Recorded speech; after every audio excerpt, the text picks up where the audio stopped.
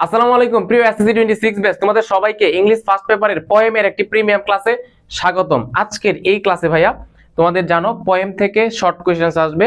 So আমি English first পেপারের মধ্যে তোমার 7টা পোয়েম আছে। কয়টা পোয়েম ভাইয়া? এই যে 7টা পোয়েম আছে, এই 7টা পোয়েমের একদম টপ নচ যে শর্ট কোশ্চেন গুলো সবগুলো নিয়ে হচ্ছে আমি একটা ক্লাস রেকর্ড করতেছি, একদম অন শট, মানে প্রিমিয়াম লেভেলের অন শট।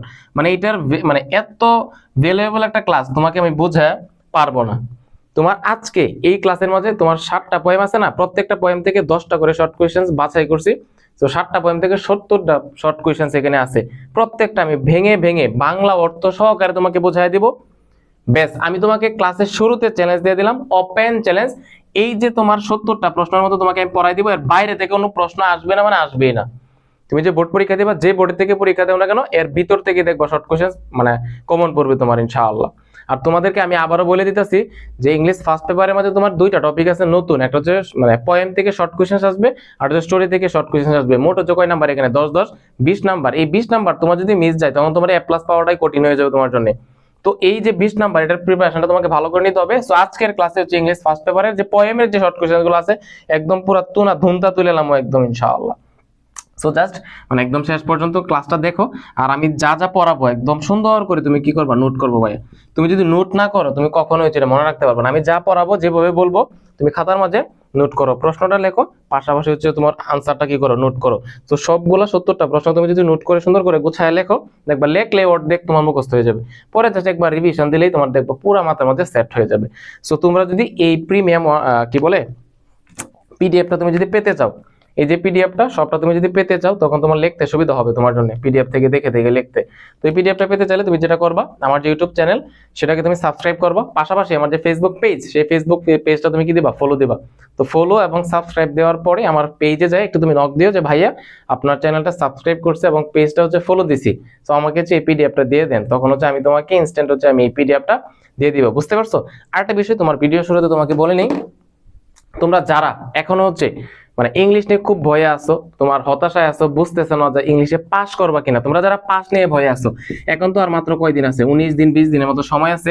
তুমি যদি পাস নিয়ে ভয় থাকো ইংলিশে, আমি তোমাকে বলবো তুমি আমার পেইড ব্যাচে ভর্তি হয়ে যাও। তুমি আমার পেইড ব্যাচে ভর্তি হলে আমার ক্লাস সবগুলো টপিকের উপর প্রিমিয়াম ক্লাস দেওয়া আছে, একদম বেসিক থেকে অ্যাডভান্স। তুমি আমার ক্লাসগুলো করলে অ্যাটলিস্ট 20 দিনে তুমি পাস করা নিয়ে তোমার ভাবাই লাগবে না। আর যারা ধরো মানে আমি তো এটা বলতে পারবো না যে 20 দিন ক্লাস করায় তোমাকে A+ পাওয়া দিতে পারবো না, এরকম না। যারা আগে পড়ছে, আগে থেকে পড়তেছে, তারা A+ পাবে ইনশাল্লাহ। A+ পাওয়ার মতোই আমি ক্লাস দিছি। সো এমন এমন প্রিমিয়াম ক্লাস আছে, তোমাকে দরকার লাগলে তুমি যদি বলো আমাকে যে ভাইয়া আমি পাস করার দরকার, আমাকে কিছু একদম যেগুলা খুবই গুরুত্বপূর্ণ ক্লাস বা একটু পড়লে আমি প্লাস পেয়ে যাবো বা মানে পাস করে ফেলতে পারবো, এই ধরনের ভিডিওগুলো আমাকে আগে দেন, তখন তোমাকে আমি ওইগুলো বাছাই করে দিয়ে দিব। সো তুমি যদি পাস নিয়ে মানে খুব ভয়ে থাকো ইংলিশে, আমি তোমাকে অনুরোধ করে বলতেছি ভাইয়া মাত্র 500 টাকা কোর্স ফি দিয়ে তুমি হচ্ছে আমার এই কোর্সে ভর্তি হয়ে যাও, মিশন ইংলিশ A+ কোর্সে। ইনশাআল্লাহ তোমার পাস নিয়ে কোনো ভয় পেতে হবে না। আর ভর্তি হওয়ার প্রসেস কমেন্ট বক্সে দেওয়া থাকবে, ওইটা ফলো করে তুমি হচ্ছে ভর্তি হয়ে যেতে পারবা। সো যাই হোক, এখন হচ্ছে কোর্সের মার্কেটিংও করবো না, আর এক্সট্রা একটা কথা বলবো না। চলো একদম আমরা ক্লাসে চলে যাই। ওকে, সো দেখো প্রথমে হচ্ছে আমাদের ওমি ও লাইফ। হ্যাঁ, হাইরে আমার, হাইরে আমি, হাইরে আমার জীবন। হ্যাঁ, কবি দেখছো না, কবি এই কবিতাটা তুমি পড়ছোই তো, তাই না? এখন হচ্ছে পোয়েমগুলো ওইভাবে পড়ার দরকার নাই, তুমি জাস্ট শর্ট কোয়েশ্চেন্স গুলো মুখস্থ করো। তোমরা আমি তো পড়ছি, আমি তোমাকে একদম মূল ভাব সহ পাশাপাশি প্রত্যেকটা ব্যাখ্যা দিয়ে দিব তোমার জন্য, তাহলে সুবিধা হবে। এই ওমি ও লাইফ পোয়েমটার মাঝে তুমি দেখছো কবি হচ্ছে প্রথম দিকটা অনেকটাই হতাশ হয়ে যায়, তার জীবনে কোনো সফলতা নাই, শুধু ব্যর্থতা, চারদিকে নির্বুধ মানুষের ভর্তি পরিপূর্ণ। এইগুলোর কারণে কবি হচ্ছে প্রথম দিক দিয়ে হতাশ হয়ে যায় এবং তিনি নিজেকে প্রশ্ন করে যে আসলে এত ব্যর্থতার মাঝেও জীবনের কি কোনো মূল্য আছে, জীবনের কি কোনো উদ্দেশ্য বা পারপাস আছে কিনা। হ্যাঁ, সো এরপরে এই প্রশ্নের আনসারটা কবি নিজেই দেয় যে হ্যাঁ, জীবনের এখনো কি আছে, জীবনের কোনো জীবনের অর্থ আছে, মিনিং আছে। এবং এই যে জীবন, আমাদের যে নাটকরূপী জীবন চলতেছে, আমরা তো এখনো জীবিত আছি, আমরা চাইলে হচ্ছে ভালো কিছু করার মাধ্যমে এই পৃথিবীতে এই জীবনে ভালো কিছু অবদান রেখে যেতে পারবো। সো এটা তোমরা জানো, এই পোয়েম পড়ছো, এরপরে তোমাকে একটু মূল ভাবটা বলে নিলাম। সো দেখো প্রথমে 1 নাম্বার দেখি কি প্রশ্নটা করছে তোমাকে। আর তোমরা তো জানোই যে প্রশ্নের আনসার করার একটা টেকনিক আছে, কিন্তু তোমাকে ইজিলি ওই টেকনিক ফলো করে তুমি আনসার গুলা করতে পারবা। দেখো তোমাকে যেই প্রশ্নই করুক না কেন, ইংলিশে প্রশ্ন করা মানে হচ্ছে সে হচ্ছে কি করবে, হয় অক্সিলারি ভার্ব দিয়ে প্রশ্ন করবে অথবা WH কোয়েশ্চন দিয়ে প্রশ্ন করবে।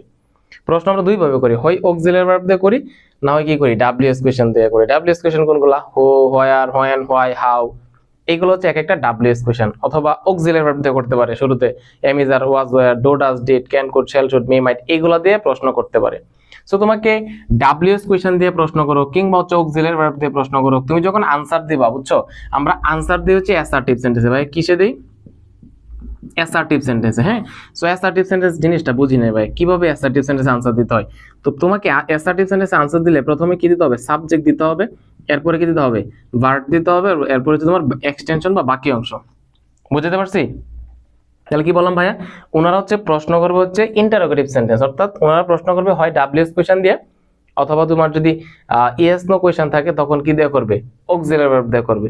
তো অক্সিলারি ভার্ব দিয়ে প্রশ্ন করো কিংবা ডাব্লিউএস কোশ্চেন দিয়ে প্রশ্ন করো, আমি যখন আনসার দিতে যাব তখন হচ্ছে প্রথমে সাবজেক্ট দিব, এরপরে ভার্ব, এরপরে হচ্ছে এক্সটেনশন।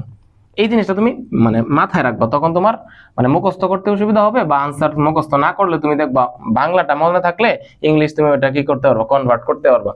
তো এখানে প্রথম প্রশ্নটা করছে, what is the main theme of the poem? এই যে ও মি ও লাইফ, এই পোয়েমটার মেইন থিমটা কি, মেইন মূল ভাবটা কি? তো এই পোয়েমের মূল ভাব হচ্ছে, তুমি দেখো উত্তর যখন দিবা তুমি কিভাবে দিবা, এই দেখো এখানে ডাব্লিউএস কোশ্চেন আছে, তুমি তো এটা অ্যাসার্টিভ, তুমি যখন আনসার দিবা অ্যাসার্টিভ সেন্টেন্সে দিবা, আর অ্যাসার্টিভ সেন্টেন্সে তোমার কি থাকে না? ডাব্লিউএস কোশ্চেন থাকে না। তো তোমাকে প্রথমেই এই ডাব্লিউএস কোশ্চেনটা বাদ দিতে হবে, প্রথমে দিতে হবে কি? সাবজেক্ট। ভাইয়া এই সেন্টেন্সের সাবজেক্টটা কোনটা? এই সেন্টেন্সের সাবজেক্ট হচ্ছে এটা, the main theme of the poem, এই কবিতার মূল ভাব, এটা হচ্ছে তোমার কি? সাবজেক্ট। তাহলে তোমাকে প্রথমে এটা দিতে হবে, the main theme of the poem, এটা হচ্ছে এই সেন্টেন্সের শব্দটা হচ্ছে কি? সাবজেক্ট। ভাই সাবজেক্টের পরে না কি দিতে হয়? সাবজেক্টের পরে দিতে হয় কি? ভার্ব দিতে হয়। ভাই এই সেন্টেন্সের ভার্ব কোনটা? এই সেন্টেন্সের ভার্ব হচ্ছে ইজ, তাহলে কি দিতে হবে? এখানে ইজ দিতে হবে। তাহলে দেখো সাবজেক্টের কাজও শেষ, ভার্বের কাজও শেষ। এরপরে ওই ভার্ব সম্পর্কিত যে এক্সট্রা তথ্যটা যেটা তোমাকে চাওয়া হবে, এক্সটেনশনটা তোমাকে দিলেই তোমার সেন্টেন্সটা হয়ে যাবে। আমি কি তোমাকে বুঝাইতে পারছি কিনা একটু ভাইয়াকে বলো। ভাইয়াকে তোমাকে ওয়াটার ওয়াটার করতে পারছি কিনা ভাইয়াকে একটু জানাও তো কমেন্টে, যে ভাইয়া পুরাই ওয়াটার ওয়াটার। এখানে বলতেছে what is the main theme of the poem, এই পোয়েমের মেইন থিমটা কি? তুমি বলবা the main theme of the poem is, এই কবিতার যে মূল ভাবটা সেটা হচ্ছে to explore the purpose of life, আমাদের জীবনের যে উদ্দেশ্যটা সেটাকে এক্সপ্লোর করাটাই হচ্ছে এই পোয়েমের মেইন থিম, এবং পাশাপাশি দ্য মিনিং অফ এক্সিস্টেন্স, আমরা যে জীবিত আছি, এক্সিস্টেন্স মানে কি? অস্তিত্ব। এই যে অস্তিত্বের যে অর্থ সেটা এবং হচ্ছে আমাদের জীবনের যে উদ্দেশ্য সেটা এক্সপ্লোর করাটা হচ্ছে এই পোয়েমের মেইন থিম। ইভেন এমনকি when our life is full of struggles and disappointments, এই যে আমাদের জীবনে তোমার কি আছে? হতাশা আছে, ডিসঅ্যাপয়েন্টমেন্টস মানে তোমার কি? হতাশা, স্ট্রাগল মানে সংগ্রাম, আমাদের জীবনে অনেক সংগ্রাম করি না, অনেক কি আছে? আমাদের হতাশা আসে, অনেক ব্যর্থতা আসে, এগুলোর মাঝেও আমাদের জীবনের যে একটা অর্থ আছে, একটা উদ্দেশ্য আছে, একটা পারপাস আছে, সেটাকে এক্সপ্লোর করাটাই হচ্ছে এই পোয়েমের মেইন থিম। বলো বুঝতে পারছো কিনা? এক নাম্বার প্রশ্ন, ওয়াটার ওয়াটার হয়েছে কিনা? ভাইয়াকে জাস্ট একটু কমেন্টে জানাও যে ভাইয়া পুরাই পুরাই পুরাই ওয়াটার ওয়াটার, একদম মজা দিয়ে পড়াবো একদম। আমি নিজে হচ্ছে বেরোসিক পারসন না, একটু মজা ছাড়া বা একটু হাস্যরসাত্মক ভাবে যদি না পারে তখন আমার কাছে ভালো লাগে না, তোমার কাছে মনেই হবে না তুমি যে তোমার বোরিং ক্লাস করতেছো, একদম পুরো এনার্জেটিক ওয়েতে ক্লাস করবা। এবার আসো, এবার তুমি বি নাম্বারটা দেখো, তুমি এটা পড়ছো না, এখন তোমার কাজ হচ্ছে শুধু ধরো আমার ক্লাস তুমি মানে আমার কথা শুনলে তোমার কাজ হবে না, দরকার হলে তুমি ভিডিওটা এখন পজ করো, পজ করে তুমি সুন্দর করে এ নাম্বার একটা কোশ্চেন খাতার মধ্যে লেখো এবং এটার আনসারটা লেখো। হ্যাঁ, এখন হচ্ছে আবার যখন আমি বি নাম্বারটা এখন পড়াইতেছি, পরে আবার অন করো, অন করে হচ্ছে বি নাম্বারটা প্রশ্নটা দেখো আমি যেভাবে পড়াইতেছি বুঝো, এরপর হচ্ছে নোট করো, আবার পজ করো, আবার তুলো, এভাবে তুলো, তুমি লিখে লিখে ক্লাসটা করো, তোমার কাছে অনেক ভালো লাগবে। এবার B number, what recurring questions does the poet mention, এই যে ও মি ও লাইফ যে পোয়েমটা আছে সেই পোয়েমের মাঝে হোয়াট রিকারিং কোয়েশ্চেন, রিকার মানে তোমার কি? পুনরাবৃত্তি হওয়া। বলো রিকার শব্দটা তোমার কি হওয়া? পুনরাবৃত্তি হওয়া। কি হওয়া বলো তোমার? পুনরাবৃত্তি হওয়া। এই যে রিকার মানে হচ্ছে পুনরাবৃত্তি হওয়া, কোয়েশ্চেন্স মানে কি? প্রশ্ন। What recurring questions does the poet mention, এই পোয়েমটার মাঝে ও মি ও লাইফ যে পোয়েমটা আছে এই পোয়েমের মধ্যে তোমার কি আছে?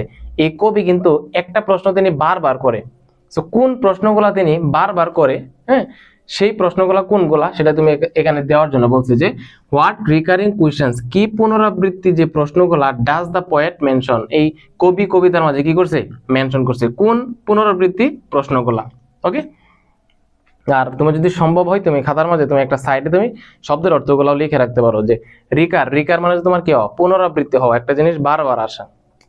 ওকে, তো দেখো the poet mentions some recurring questions about the meaning and purpose of life, এই কবিতায় কবি আমাদের জীবনের উদ্দেশ্য এবং হচ্ছে তোমার কি অর্থ নিয়ে কতগুলা পুনরাবৃত্তি প্রশ্ন তিনি মেনশন করেছে, উল্লেখ করছে। He ask what possible good can be found in the existence when life is full of challenges. জীবন যখন হচ্ছে বিভিন্ন চ্যালেঞ্জ এবং স্ট্রাগল, ডিসঅ্যাপয়েন্টমেন্টস, ফ্রাস্ট্রেশনে ভরপুর, সেগুলোর মধ্য দিয়ে আমাদের জীবনে আমাদের যে অস্তিত্বের মাঝে ভালো কিছু আছে কিনা, এত ব্যর্থতার মাঝে ভালো কিছু আছে কিনা, এই ধরনের প্রশ্ন তিনি বারবার হচ্ছে কবিতার মাঝে তিনি মেনশন করছে। ওকে, তাহলে সুন্দর করে হচ্ছে এটার আনসারটা লিখে নাও এবং পোস্ট করে এরপর হচ্ছে আবার অন করে আমার পরবর্তী প্রশ্নটা তুমি দেখো। এবার আসো দেখো, এবং আমি যে প্রশ্নগুলো রাখছি ভাই এখানে একদম অ্যানালাইসিস করে বের করছি, দেখবা এর ভিতর থেকে কমন পড়বে ইনশাআল্লাহ, এর বাইরে থেকে আসবে না। হ্যাঁ, তুমি যে প্রত্যেকটা পয়েন্ট থেকে এই 10টা করে পড়ে যাও, দেখবা তোমার 8টা প্রশ্ন হুবহু কমন পড়ে যাবে, 8টা থেকে তুমি 5টা দিবা, দেখো 5 দোকানে 10, একদম 10 নাম্বার তোমার একদম 10-এ 10 পেয়ে যাবে ইনশাআল্লাহ। তোমার হ্যান্ড রাইটিং ভালো করে লিখতে পারো, 10-এ 10 তুমি পাবা। সি নাম্বার তোমাকে বলতেছে what does the poet mean by useless years. Useless মানে হচ্ছে কি বৃথা, ইউজলেস মানে কি বৃথা, ইয়ার্স মানে হচ্ছে বছর। কবি বৃথা বছর দ্বারা কি বোঝাতে চেয়েছেন?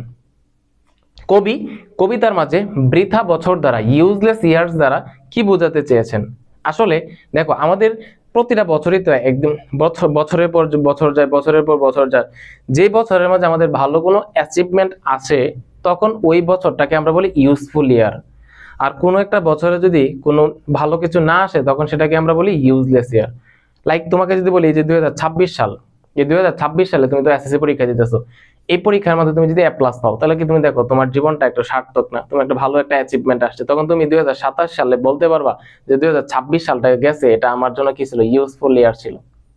আবার তুমি যদি 2026 সাল যায়, তুমি যদি ধরো এসএসসি পরীক্ষায় ভালো একটা রেজাল্ট পাইলা না, বা তোমার জীবনে আকাঙ্ক্ষিত সফলতার তুমি গেইন করতে পারলা না, তখন তুমি 2027 সালে কি বলবা? যে 2026 সালটা আমার গেছে কি, আমার একটা ভেইন গেছে, খালি গেছে, কিংবা হচ্ছে এটা ইউজলেস ইয়ার ছিল, হ্যাঁ বৃথা বছর গেছিল, এই যে বছরে আমার কোনো অ্যাচিভমেন্ট নাই। সো সেই কথাটাই তিনি এখানে বলতেছেন যে কবি বৃথা বছর দ্বারা কি বোঝাতে চেয়েছেন। তো বলো তুমি, by useless years the poet means times in life that feel meaningless and wasted. মানে the poet means times in life, জীবনের যে সময়গুলো দ্যাট ফিল মিনিংলেস, যেটা হচ্ছে তোমার কি অর্থহীন, অ্যান্ড ওয়েস্টেড মানে তোমার কি বৃথা, অযথা, কোনো অ্যাচিভমেন্ট নাই। The poet also indicates the pointless lives we lead while trying to fulfill vain desires through meaningless struggles। দেখো যে কথাটা বলতেছিলাম যে আমাদের যে অর্থহীন সংগ্রাম করতেছি, যে সংগ্রামের মাঝে কি নাই, কোনো আমাদের কোনো আশা আকাঙ্ক্ষায় পূর্ণ হয় না, হ্যাঁ সব কি বেইন হয়, বৃথা যায়, কোনো আমাদের আশা আকাঙ্ক্ষা কোনো কিছু আমরা কি করতে পারতেছি না, ফুলফিল করতে পারতেছি না, এবং শুধু বৃথা চেষ্টা করতেছি, যে কারণে ওই বছরগুলোকে কবি কি বলছে? ইউজলেস ইয়ার্স বলছে। বুঝতে পারছো? তো যেটা করবা, এটা সুন্দর করে খাতার মাঝে লেখো এবং হচ্ছে পজ করে লেখার পরে হচ্ছে আবার অন করো, অন করে হচ্ছে পরবর্তী ডি নাম্বারটা তুমি দেখো। আমি আবারও বলতেছি, তুমি যখন ক্লাস করবা, আমার এই ক্লাসটা তুমি যদি শুধু দেখো, আমার কথাগুলো শোনো, কিচ্ছু লাভ আসবে না। তুমি আমার কথাগুলো শুনো, আমি যেটা বলতেছি, পাশাপাশি তুমি খাতার মধ্যে নোট করো, দেখবা ইনশাআল্লাহ এখান থেকে অনেক বেনিফিটেড হবে ইনশাআল্লাহ। তো দেখো ডি নাম্বার তোমাকে বলতেছে, is age an identity marker? What are the attributes of old age? Is age an identity marker? আসলে বয়স যে আছে, বয়স কি কোনো পরিচয় বহন করে কিনা, কোনো আইডেন্টিটি মার্কার কিনা? What are the attributes of old age? What are the attributes? কি কি বৈশিষ্ট্য আছে? অ্যাট্রিবিউট মানে হচ্ছে কি বৈশিষ্ট্য, অ্যাট্রিবিউটস মানে কি বৈশিষ্ট্য, বা তুমি বলতে পারো ফিচার আছে না, ফিচার মানে বৈশিষ্ট্য, অ্যাট্রিবিউটস মানে হচ্ছে বৈশিষ্ট্য। What are the attributes of old age? হ্যাঁ, ওল্ড এজের কি কি বৈশিষ্ট্য আছে? ওল্ড এজ, যে আমাদের বৃদ্ধ হয়ে গেলে আমাদের মাঝে বিভিন্ন বৈশিষ্ট্য দেখা যায় না, কি কি ফিচার আছে না, ওইটাই তোমাকে বলতেছে যে বয়স কি কোনো পরিচয় বহন করে কিনা, এবং একটা ওল্ড এজের কি কি ফিচার আছে, কি কি অ্যাট্রিবিউটস আছে। তো এটা তুমি দেখি আমরা আনসারটা করি, দুইটা আনসার দিতে হবে। প্রথম হচ্ছে এটার আনসারটা দিবা যে বয়স কি কোনো পরিচয় বহন করে কিনা, এটার আনসার দিব। পরবর্তী হচ্ছে বৃদ্ধ বয়সের বৈশিষ্ট্যগুলো কি কি।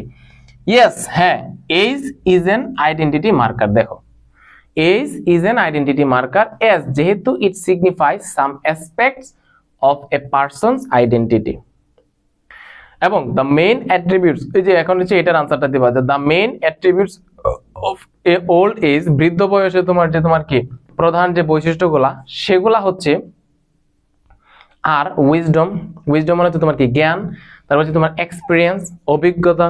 একটা মানুষ যখন বৃদ্ধ হয় তখন সারা বছরে বিভিন্ন কাজ করার ফলে তার এক্সপিরিয়েন্স হয়, এটা একটা বৃদ্ধ বয়সের ফিচার বা হচ্ছে অ্যাট্রিবিউট বলতে পারো। সেলফ পারসেপশন, নিজের আত্মধারণা, সেলফ পারসেপশন। অ্যাকসেপ্টেন্স মানে হচ্ছে তোমার কি গ্রহণযোগ্যতা। এগুলো হচ্ছে তোমার ওল্ড অ্যাট্রিবিউটস, মানে ওল্ড এজের অ্যাট্রিবিউটস। এবার আসো তুমি ইন দ্য পোয়েম, এই কবিতার মাঝে the poet realizes how foolish and flawed he has been like the rest of the world. Now he recognizes his existence as valuable and his actions as a part of great whole. এটা দেওয়ার দরকার নাই, বুঝছো? এটা তোমার দেওয়ার দরকার নাই, এটা বাদ। এটা তুমি বয়কার বাদ দাও, বাদ দিয়ে দেও তুমি। জাস্ট তোমাকে প্রশ্ন করছে কি যে বয়স কি কোনো পরিচয় বহন করে কিনা, তুমি এটা দিলা হ্যাঁ, যে বয়স হচ্ছে একটা পরিচয় বহন করে।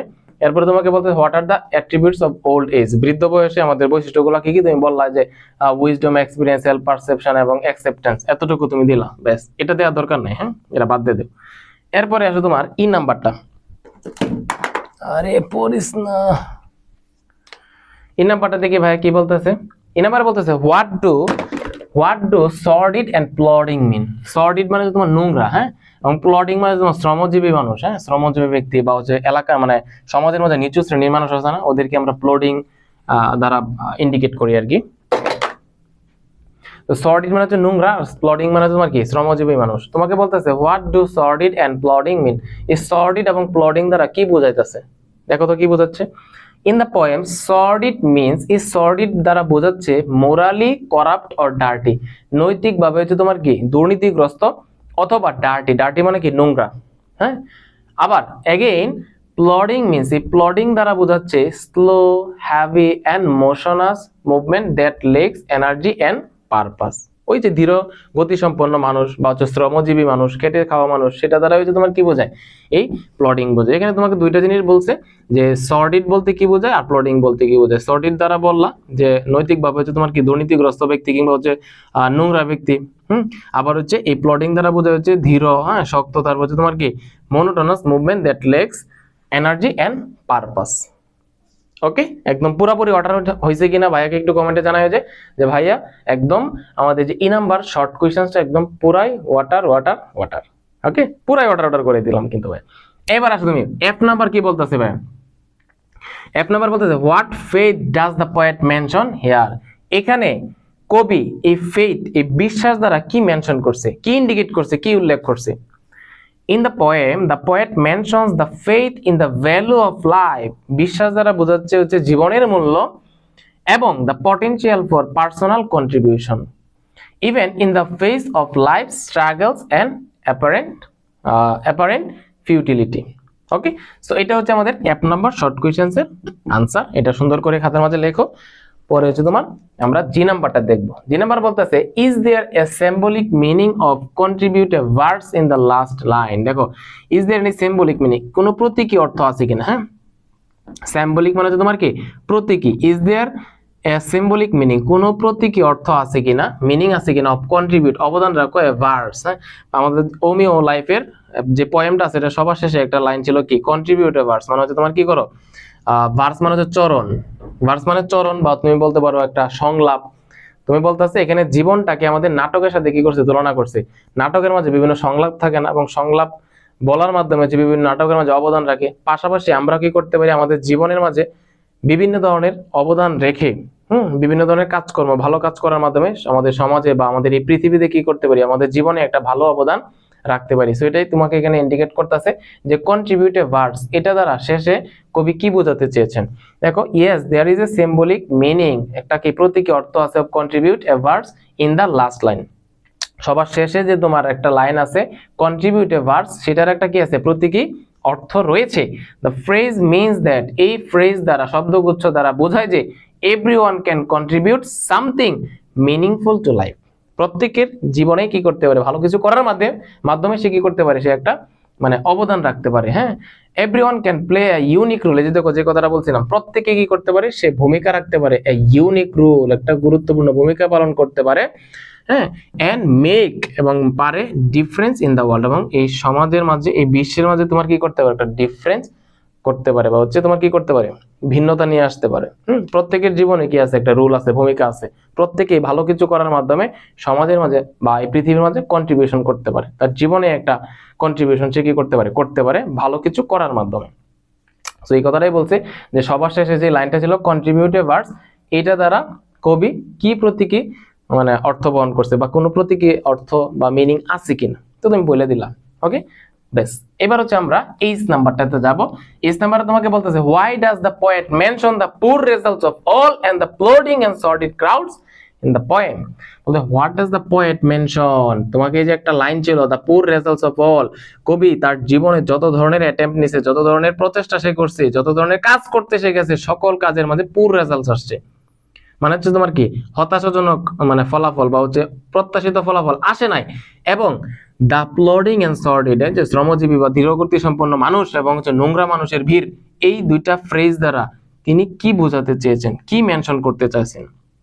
দেখো বলতেছি in the poem the poet mentions the poor results of all, এই যে ফ্রেজটা আছে সেটা দ্বারা কবি মেনশন করতে চাইছে, কি মেনশন করতে চাইছে, and the plodding and the sordid crowds, এই যে the poor results of all, এই যে ফ্রেজটা এই দুইটা লাইন দ্বারা, দুইটা ফ্রেজ দ্বারা কবি বোঝাতে চেয়েছেন যে to express feeling of despair for disappointing outcomes of efforts and the meaninglessness of love. এই যে কথাটা বললাম যে আমাদের জীবনে আমরা হচ্ছে অনেক বিভিন্ন ধরনের বিভিন্ন কাজে আমরা কি করি, অ্যাটেম্প্ট নেই, প্রচেষ্টা করি, বাট ওই কাজে আমরা হচ্ছে কি হতাশাজনক ভাবে ফলাফল পাই, ওটাতে আমরা কি করতে পারি না, আমরা সাকসিড হই না বা সাকসেসফুল হইতে পারি না। সো এই যে হতাশাজনক একটা ফলাফল, সেটা দ্বারা হচ্ছে তোমার কি বোঝানো হয়েছে, এই যে লাইনটা the poor results of all. এবং পাশাপাশি এই যে লাইনটা এটা দ্বারা বোঝানো হয়েছে, কি বোঝানো হয়েছে, he uses these phrases to describe how people are stuck in a dull and uninspired routine and are involved in selfish and immoral acts. Okay, so এই যে তোমার শর্ট কোশ্চেনসটা আছে, এটার সবটা আনসার তুমি মুখস্থ করে নিও, ব্যাস তাহলে হয়ে যাবে। তুমি আগে একটু খাতার মধ্যে লেখো, তাহলে তুমি কি করতে পারবে, সুন্দর করে আনসারটা তুমি দিয়ে আসতে পারবে, যদি তুমি ভালো করে লিখো এবং ভালো করে একটু রিভার্স টিভার্স দেওয়া যেতে পারো। ওকে, আচ্ছা এবার দেখো এইচ নাম্বার গেল, এবার হচ্ছে আই নাম্বার। আই নাম্বার তোমাকে কি বলতেছে, why does the poet think that cities are filled with the foolish and faithless people?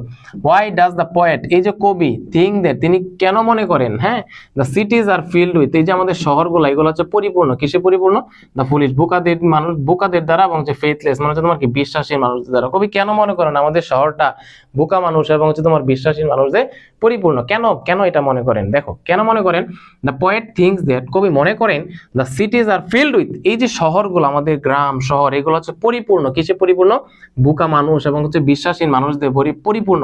কারণ he feels a sense of futility and disappointment among the people, ওই সকল মানুষের মাঝে তিনি কি পারে, তিনি হচ্ছে তোমার হতাশার ছাপ পায়, হতাশ বা হচ্ছে তোমার ডিসঅ্যাপয়েন্ট পায়, যে কারণে তিনি মনে করেন বা তিনি ফিল করেন যে আশেপাশে মানুষগুলো শহরের মানুষগুলো তারা হচ্ছে বোকা এবং হচ্ছে বিশ্বাসীন মানুষ। এবং he finds his own dissatisfaction with life and humanity among the people, এবং মানুষ যেরকম হচ্ছে তোমার কি নির্বোধ, মানুষ যেভাবে হতাশ হয়ে যাচ্ছে, তাদের মানে আকাঙ্ক্ষিত যে সফলতা তারা যেরকম পাচ্ছে না, কবি তাদেরই মতো একজন, সে নিজেও কি করতে পারতেছে না, তার যে আকাঙ্ক্ষিত যে তার যে গোলটা আছে সেটা কি করতে পারতেছে না, অ্যাচিভ করতে পারতেছে না। এবং তিনি এই কথাটাই বলেন যে হি ফাইন্ডস হিজ ওন ডিসস্যাটিসফ্যাকশন, তিনি নিজে হচ্ছে তোমার কি স্যাটিসফাইড না, ডিসস্যাটিসফ্যাকশন, অতৃপ্তি আছে উইথ লাইফ, জীবন নিয়ে তার অতৃপ্তি আছে, হতাশা আছে, হিউম্যানিটি মানবতা অ্যামং দ্য পিপল, মানুষের মধ্যে। ওকে, আচ্ছা এইবার দেখো যে নাম্বার তোমার যে মিসিং হয়েছে আর কি, যে নাম্বার নাই, কে নাম্বার তোমাকে বলতেছে কয়টা আছে এটা আমাদের প্রশ্ন। ওকে, আর দুইটা প্রশ্ন আছে, তাহলে হচ্ছে ও মি ও লাইফ কমপ্লিট। কেমন, কে নাম্বার তোমাকে বলতেছে what does the line that powerful play goes on and you may contribute a verse, that powerful play goes on, এই যে তোমার নাটকরূপী যে জীবন সেটা চলতে আছে, গোজ অন মানে কি চলতে থাকা, and you may contribute a verse, এবং এই নাটকরূপী জীবনে তুমি কি করতে পারবা, একটা সংলাপ তুমি কি করতে পারো, অবদান রাখতে পারো। Suggest about a person's purpose in life, একজন মানুষের উদ্দেশ্যের, একটা ব্যক্তির উদ্দেশ্য, জীবনের উদ্দেশ্য সম্পর্কে তুমি একটা লাইন তুমি কি করো, সাজেস্ট করো। বলতেছে suggest about a person's purpose, একজন ব্যক্তির উদ্দেশ্য ইন লাইফ, জীবনে একজন ব্যক্তির উদ্দেশ্যটা তুমি কি করো, সাজেস্ট করো। তো দেখো অ্যাকর্ডিং টু দ্য পোয়েম, এই পোয়েম অনুসারে দ্য গিভেন লাইন, এই যে দেওয়া প্রদত্ত যে লাইনটা আছে, সাজেস্ট দ্যাট, এটা সাজেস্ট করে যে a person's purpose in life, একজন মানুষের জীবনের যে তোমার উদ্দেশ্য, পারপাসটা is to add their unique, তাদের অনন্য individual experience and meaning to grand ongoing narrative of human existence. এরপরে দেখো everyone should actively participate and add something meaningful to life. প্রত্যেকের আমাদের উচিত কি করা, অ্যাক্টিভলি সক্রিয়ভাবে অংশগ্রহণ করা উচিত, আমাদের এই জীবনে ভালো কাজ করা উচিত, পরিশ্রম করে যাওয়া উচিত, এন্ড অ্যাড সামথিং এবং ভালো কিছু কোনো কিছু যোগ করা উচিত, মিনিংফুল টু লাইফ অর্থবহ এমন কিছু কি করা উচিত আমাদের জীবনে যুক্ত করা উচিত। এবং অর্থাৎ আমাদের সবাইকে কি করছে, কবি বলতেছে সবাইকে আমাদের কাজ করা উচিত বা হচ্ছে আমাদের প্রচেষ্টা চালিয়ে যাওয়া উচিত, এবং এই প্রচেষ্টা চালিয়ে যাওয়ার মাধ্যমে আমাদের জীবনে ভালো কিছু কন্ট্রিবিউট করতে পারি এবং আমাদের লাইফে ভালো কিছু অ্যাড করতে পারি, কিন্তু আমাদের প্রচেষ্টাটা চালিয়ে যেতে হবে। এবার আসো এল নাম্বার তোমাকে বলতেছে why was the poet disappointed with his life at the beginning of the poem. তোমাকে প্রথমেই বলছিলাম এই ও মি ও লাইফ পোয়েমের শুরুতে হচ্ছে মানে পয়েট যে কবি আছেন তিনি হচ্ছে কি হয়ে যায়, হতাশ হয়ে যায়, ফ্রাস্ট্রেটেড হয়ে যায়। এবং এখানে প্রশ্ন করা হচ্ছে হোয়াই ওয়াজ দ্য পয়েট, কেন এই পয়েটটা কবিটা ডিসঅ্যাপয়েন্টেড, কেন তিনি হতাশ হয়ে যায় উইথ হিজ লাইফ, তার জীবন নিয়ে কেন হতাশ হয়ে যায় at the beginning of the poem. এই কবিতার শুরুর দিকে বিগিনিং এর দিকে কবি কেন হতাশ হয়ে যায়, কেন? এটার আনসারটা হচ্ছে at the beginning of the poem the poet was disappointed with his life, তার জীবন নিয়ে হতাশ হয়ে যায় কারণ একটা টেকনিক মনে রাখবা, হোয়াই দ্বারা যদি কখনো প্রশ্ন করে তুমি মাঝে দিমাগ কি বিকজ দিতে হবে, কি দিতে হবে, বিকজ দিতে হবে। মাথায় রাখো এটা, যে কখনো যদি কোনো সেন্টেন্সে তোমাকে প্রশ্ন করে কোনো শর্ট কোয়েশ্চেন্সে, সেটা সিন প্যাসেজে করুক, স্টোরিতে করুক, কিংবা তোমাকে পোয়েমে প্রশ্ন করুক, হোয়াই দিয়ে প্রশ্ন করলে তুমি মাঝে কি দিবা, বিকজ দিবা। যে কবি এই কবিতার শুরুর দিকে হতাশ হয়ে যায় কারণ he could not understand the point of living in world, তিনি এই বিশ্বে তিনি যে টিকে আছে, তিনি যে জীবন্ত অবস্থায় আছে, সেটার যে অ্যাকচুয়াল পারপাসটা, সেটার অ্যাকচুয়াল যে অর্থটা, সেটা কি করতে পারে নাই, আন্ডারস্ট্যান্ড করতে পারে নাই, বুঝতে পারে নাই।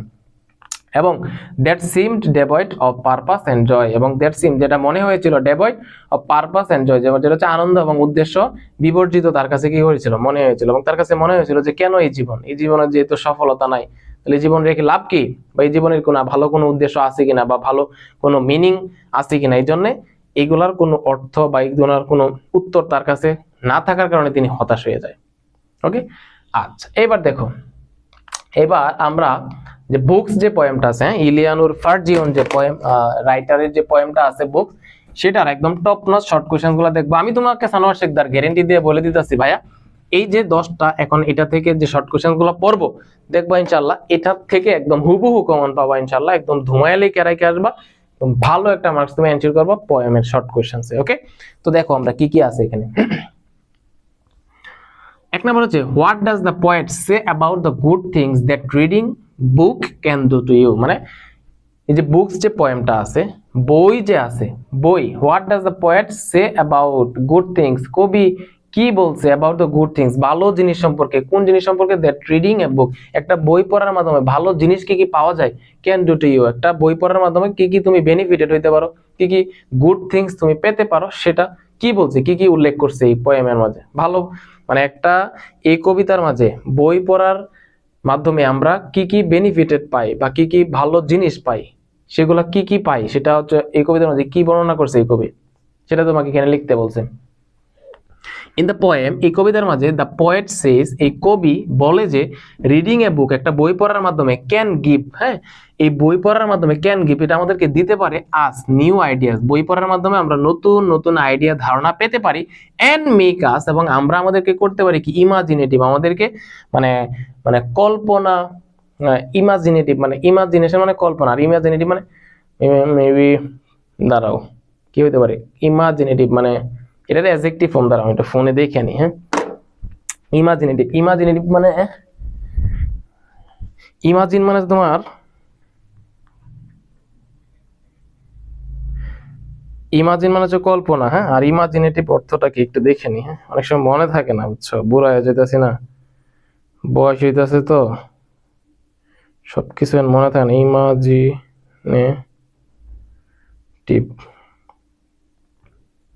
ইমাজিনেটিভ মানে হচ্ছে তোমার কল্পনা প্রবণ, ইমাজিনেটিভ মানে কি কল্পনা প্রবণ। ওকে, তাহলে ইমাজিনেটিভ অর্থ কি বলতো, কল্পনা প্রবণ। ওকে, তাহলে এখানে তোমার বলতেছে কি যে এই যে বই যে আছে, বই পড়ার মাধ্যমে আমরা কি করতে পারি, আমরা বিভিন্ন আইডিয়া আমরা পেতে পারি, বিভিন্ন ধারণা পেতে পারি, পাশাপাশি মেক আস ইমাজিনেটিভ, এবং এই বই পড়ার মাধ্যমে আমরা আমাদের কি করতে পারি, কল্পনা প্রবণ করতে পারি। দেখো বই পড়লো যে আমরা কল্পনার জগতে চলে যাই। আজকে আমি তোমার নিউজিল্যান্ড নিয়ে পড়লাম, মানে মনে হয় এই নিউজিল্যান্ডে কি সুন্দর সুন্দর গ্রাম, এ তুমি ফিলে চলে যাও। তুমি যখন মানে অতীতের কোনো কোনো সভ্যতা নিয়ে পড়ো, তখন তুমি ওই সভ্যতায় চলে যাও। অর্থাৎ তোমাকে কি বানায় দেয়, বই তোমাকে কল্পনা প্রবণ বানায় দেয়, ইমাজিনেটিভ বানায় দেয়। ওকে, এবার আসো, books can take us away from reality to an imaginary world. বই হচ্ছে আমাদের কোথায় নিয়ে যায়, আমাদেরকে বাস্তবতা থেকে কল্পনার যে বিশ্ব আছে, কল্পনার যে জগৎ আছে, সেখানে আমাদেরকে নিয়ে যায়। A book is similar to a magic box. একটা বই হচ্ছে তোমার হচ্ছে সদৃশ, কিসের সাথে সদৃশ, একটা ম্যাজিক বক্সের সাথে, একটা জাদুর বক্সের সাথে। হুইচ ক্যান সারপ্রাইজ আস, এবং হচ্ছে যে বইটা আমাদেরকে সারপ্রাইজ করতে পারে ডিফারেন্ট থিংস, বিভিন্ন ভাবে। And most importantly books can become our best friend. বেশিরভাগ ক্ষেত্রে বই হচ্ছে পড়তে পড়তে বই আমাদের কি হয়ে যায়, সবচেয়ে ভালো বন্ধু হয়ে যায়। এবং বইকে এখানে কবিতার মাঝে একটা ম্যাজিক বক্সের সাথে তুলনা করছে, জাদুর বক্সের মধ্যে। দেখো জাদুর বক্স তুমি যদি ওপেন করো, তখন দেখবা এখান থেকে বিভিন্ন আশ্চর্যজনক জিনিস দেখতে পাও না। পাশাপাশি বই পড়ার মাধ্যমে কিন্তু আমরা বইয়ের বিভিন্ন আশ্চর্যজনক ব্যক্তি কিংবা হচ্ছে তোমার ইভেন্ট, বিভিন্ন প্লেস, বিভিন্ন বিষয় সম্পর্কে আমরা জানতে পারি। দ্যাটস হয়েছে এই পোয়েমে বইটাকে তোমার ম্যাজিক বক্সের সাথে তুলনা করা হয়েছে। ওকে, আচ্ছা এরপরে আসো, এগুলো কিন্তু খুব সুন্দর করে ভাইয়া করো, নোট করো, পোয়েমের নামটা দেও, পাশাপাশি পরে শর্ট কোয়েশ্চেন্সটা লেখো এবং সুন্দর করে এটার আনসারটা লেখো।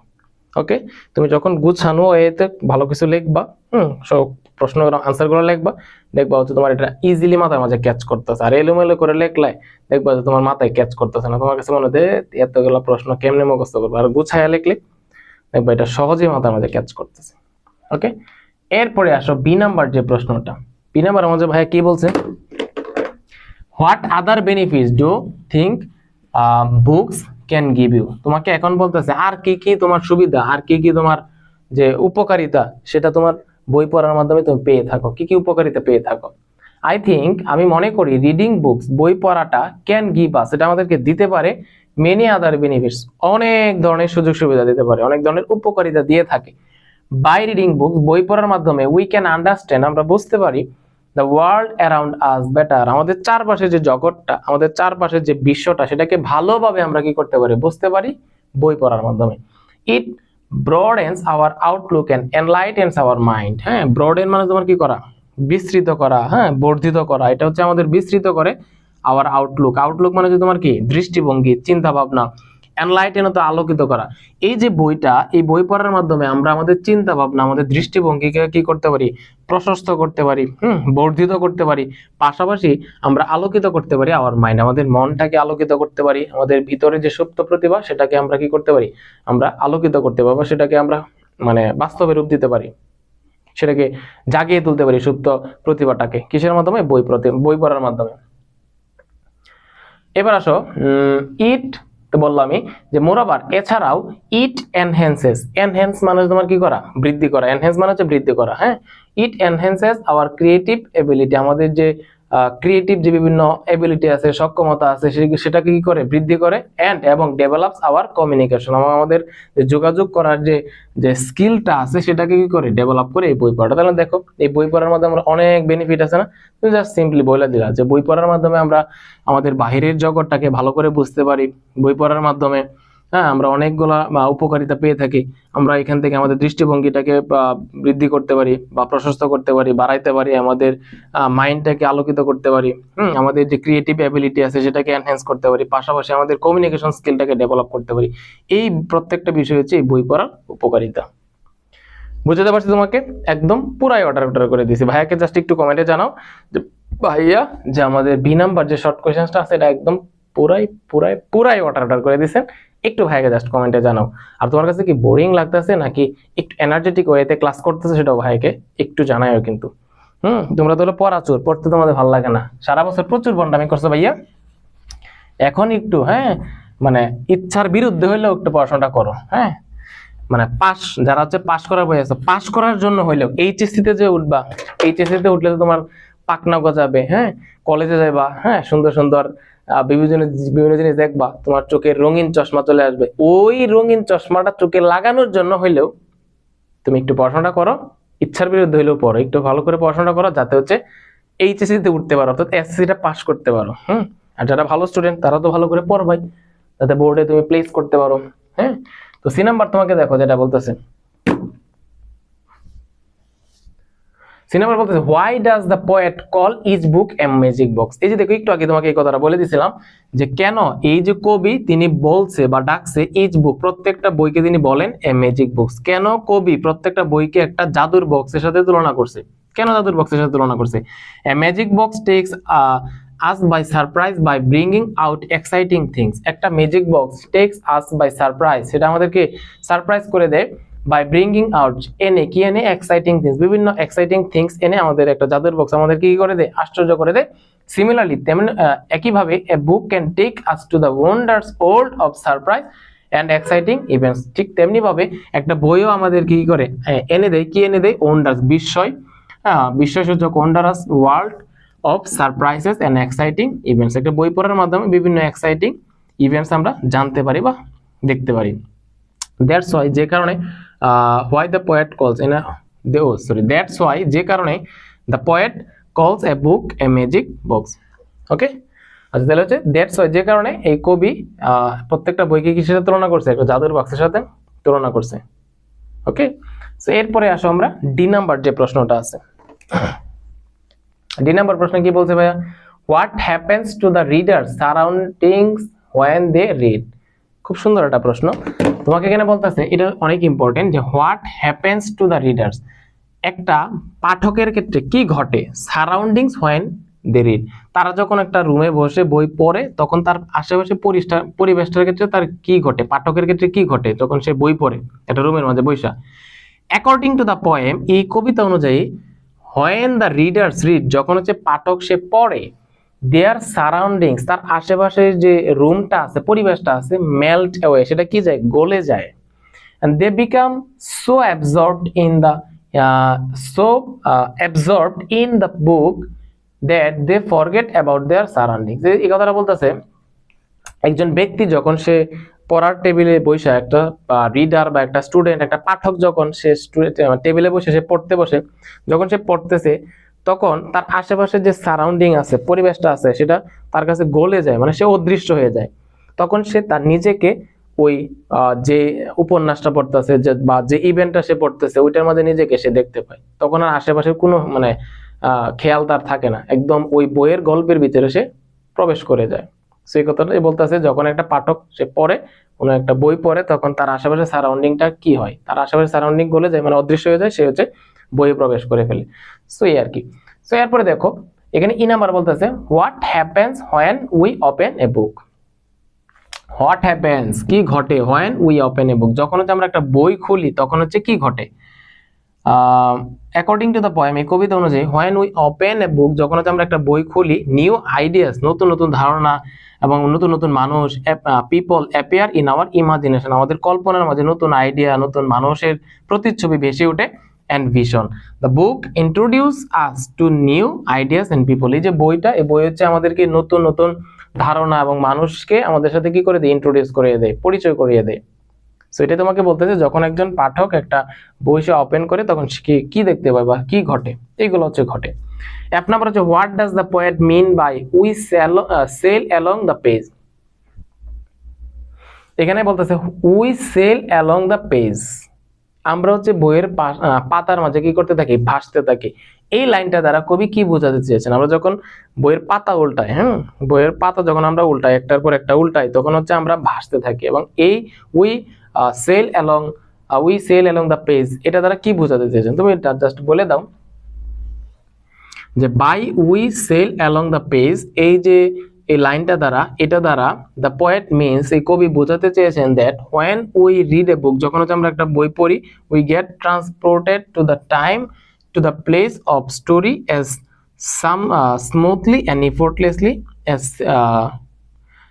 Age sailing on water. দেখো এখানে বলতেছে যখন তুমি তোমার কি করো, তুমি একটা বই, যে একটু আগে যে কথাটা বললাম, তোমরা যখন একটা বই পড়ো, তুমি যদি কোনো একটা সময় নিয়ে পড়ো, ধরো 1971 সালের তুমি কি পড়তেছো, কোনো একটা আর্টিকেল পড়তেছো, তখন তুমি দেখবা তুমি কোথায় চলে যাও, তুমি ওই সময়ে চলে যাও, 1971 তুমি চলে যাও। আবার তুমি যদি কোনো একটা প্লেস সম্পর্কে পড়ো তখন দেখবা ওই প্লেসে তুমি নিজে কি করতে পারো, তুমি দেখতে পাও, তাই না? তখন তোমার কাছে মনে হয় তুমি কি করতেছো, পানির মাঝে কি করতেছো, ভাসতেছো। সো এই কথাটা এখানে বলতেছে, উই ফিল, আমরা অনুভব করি, like embarking on a new journey as if, যেন we were travelling along the pages. এবং দেখো বলতেছে যে আমরা হচ্ছে ওই ফিল লাইক, আমাদের কাছে মনে হয় আমরা হচ্ছে এমন একটা জার্নি শুরু করেছি যেন আমরা হচ্ছে কি ওই পেজের মধ্যে আমরা কি করতেছি, আমরা ভ্রমণ করতেছি। সেই কথাটা এখানে বলতেছে যে আমরা যখন কোনো একটা সময়ের নিয়ে, কোনো একটা অতীতের কোনো একটা আর্টিকেল পড়ি, কিংবা কোনো একটা নতুন দেশ বা কোনো একটা জায়গা নিয়ে পড়ি, তখন দেখবো তুমি ওই সময়ে চলে যাও, কিংবা হচ্ছে ওই প্লেসে তুমি চলে যাও, তোমার কাছে মনে হয় তুমি পেজের মধ্যে তুমি কি করতেছো, ভাসতেছো, তুমি ভ্রমণ করতেছো, একটার পর একটা পেজ উল্টাইতেছো আর একটা জায়গায় তুমি চলে যাচ্ছ, তোমার কাছে মনে হয় তুমি ভ্রমণ করতেছো। ওকে, সো এটাই ছিল এটার আনসার। এরপরে দেখো জি নাম্বার তোমাকে বলতেছে, what does the poet mean books hold all things. What does the poet mean, এই কবি কি মিন করতেছে by books hold all things. এই যে বইয়ের ভিতরে সকল কিছু কি করে ধারণ করে, এটা দ্বারা কি বোঝাতে চেয়েছেন? By books hold all things, books hold all things, বই হচ্ছে সকল জিনিস কি করে ধারণ করে, এটার মাধ্যমে দ্য পোয়েট মিনস, কবি বোঝাতে চেয়েছেন যে books contain all sorts of things like knowledge, adventures, excitement and fun, dreams, emotions, and most importantly stories. কি বোঝাতে চাচ্ছেন তোমাকে এখানে? তোমাকে বলতেছে বই হচ্ছে সকল কিছু ধারণ করে, এটা দ্বারা কি বোঝাতে চেয়েছেন? এটা দ্বারা তোমাকে বোঝাতে চেয়েছেন এই বইয়ের ভিতরে তুমি সবকিছু পাবা। এই বইয়ের মাঝে তুমি কি পাবা? এই বইয়ের মাঝে তুমি বিভিন্ন ধরনের তুমি কি পাবা? বিভিন্ন ধরনের জ্ঞান পাবা, অ্যাডভেঞ্চারস মানে বিভিন্ন দুঃসাহসিক কাজের কাহিনী পাবা, তুমি এখানে এক্সাইটমেন্ট পাবা, হ্যাঁ, ফান পাবা, স্বপ্ন পাবা, আবেগ পাবা, বা বিভিন্ন গল্প পাবা। তো এই জন্য এত কিছু যদি থাকে, এই জন্য তিনি বলতেছে যে বই হচ্ছে সকল কিছু কি করে ধারণ করে, হোল্ড করে বা কন্টেইন করে। ওকে, এবার আসো এইচ নাম্বার তোমাকে বলতেছে, what according to the poet, এই কবি অনুযায়ী আর বুকস, মানে কবি অনুযায়ী বা এই কবিতা অনুযায়ী বই জিনিসটা কি? হোয়াট আর বুকস, বই কোনগুলা, and why are they so, এবং তারা কি, হ্যাঁ, হোয়াই আর দে সো, এবং তারা কেন। অ্যাকর্ডিং টু দ্য পোয়েট, এই কবিতা অনুযায়ী বা এই কবি অনুযায়ী, books are world's of great wonder, বই হচ্ছে বিরাট বিস্ময়ের একটা জগৎ, এন্ড দে আর সো, তারা হচ্ছে এই বিস্ময়ের জগৎ হয় কারণ they are the gateways to incredible magical worlds. হ্যাঁ, they take us to different places, show us new things and introduce us to many interesting characters. তারা হচ্ছে আমাদেরকে বিভিন্ন জিনিস সম্পর্কে আমাদেরকে দেখায়, আমাদেরকে বিভিন্ন ইন্টারেস্টিং ক্যারেক্টারের সাথে আমাদের কি করে দেয়, ইন্ট্রোডিউস করে দেয়, পরিচয় করে দেয়। সেই জন্য তোমাকে বলতেছে যে বই জিনিসটা কি এবং কেন তারা হচ্ছে তোমার কি আশ্চর্যজনক বা হচ্ছে তোমার কি ওয়ান্ডারফুল বা ওয়ান্ডার। ওকে, আচ্ছা, এবার দেখো আই নাম্বার তোমাকে বলতেছে যে what do books bring in our fancies and eyes. আমাদের বই হচ্ছে আমাদের কল্পনা, ফ্যান্সি মানে কল্পনা, আই মানে হচ্ছে চোখে, আমাদের চোখ এবং কল্পনার মাঝে বই কি নিয়ে আসে, কি নিয়ে আসে আমাদের চোখে এবং কল্পনার মাঝে? বুকস ব্রিং নিউ আইডিয়াস, নতুন নতুন ধারণা নিয়ে আসে, মানুষের প্রতিচ্ছবি নিয়ে আসে আমাদের কল্পনা, আমাদের চোখে। We can vividly picture these new characters and ideas in our minds and while reading the book. যখন আমরা বই পড়তে থাকি তখন যে নতুন নতুন ক্যারেক্টার, তারপর হচ্ছে ধারণাগুলো, এগুলো আমাদের মনের মাঝে খুব সহজে কি করতে পারি, মানে সুস্পষ্টভাবে ভিভিডলি কি করতে পারি, পিকচার করতে পারি বা ক্যাপচার করতে পারি, মানে ধারণ করতে পারি বা স্মৃতিতে আটকে ফেলতে পারি যখন আমরা বই পড়ি। আচ্ছা, এরপরে দেখো, এরপরে তো এই পর্যন্ত আর কি, আই পর্যন্ত আমাদের যে বুকস পোয়েমের যে শর্ট কোশ্চেন্স গুলো আমরা দেখতে পেলাম। এবার হচ্ছে আমরা যে তোমার কি আছে, টু মাদার্স রিমেম্বার, দুই মায়ের স্মরণে যে তোমার যে পোয়েমটা আছে, পোয়েমটা কে লিখছে? By John Snow Duncanson. এটার একদম টপ নোট শর্ট কোশ্চেন গুলো আমি তোমাকে এখন পড়াই দেব ইনশাআল্লাহ ভাইয়া, এর ভিতর থেকে কমন পাবা। ওকে, কয় মিনিট মানে হয়েছে? তো অলরেডি 46 মিনিট হয়ে গেছে, এগুলো তো অনেক সময় লাগতেছে রে ভাই, একদম মানে লাইন টু লাইন ব্যাখ্যা করলে অনেক সময়ের দরকার। আমি কি আরেকটু ফাস্ট যাবো কিনা বুঝতেছি না।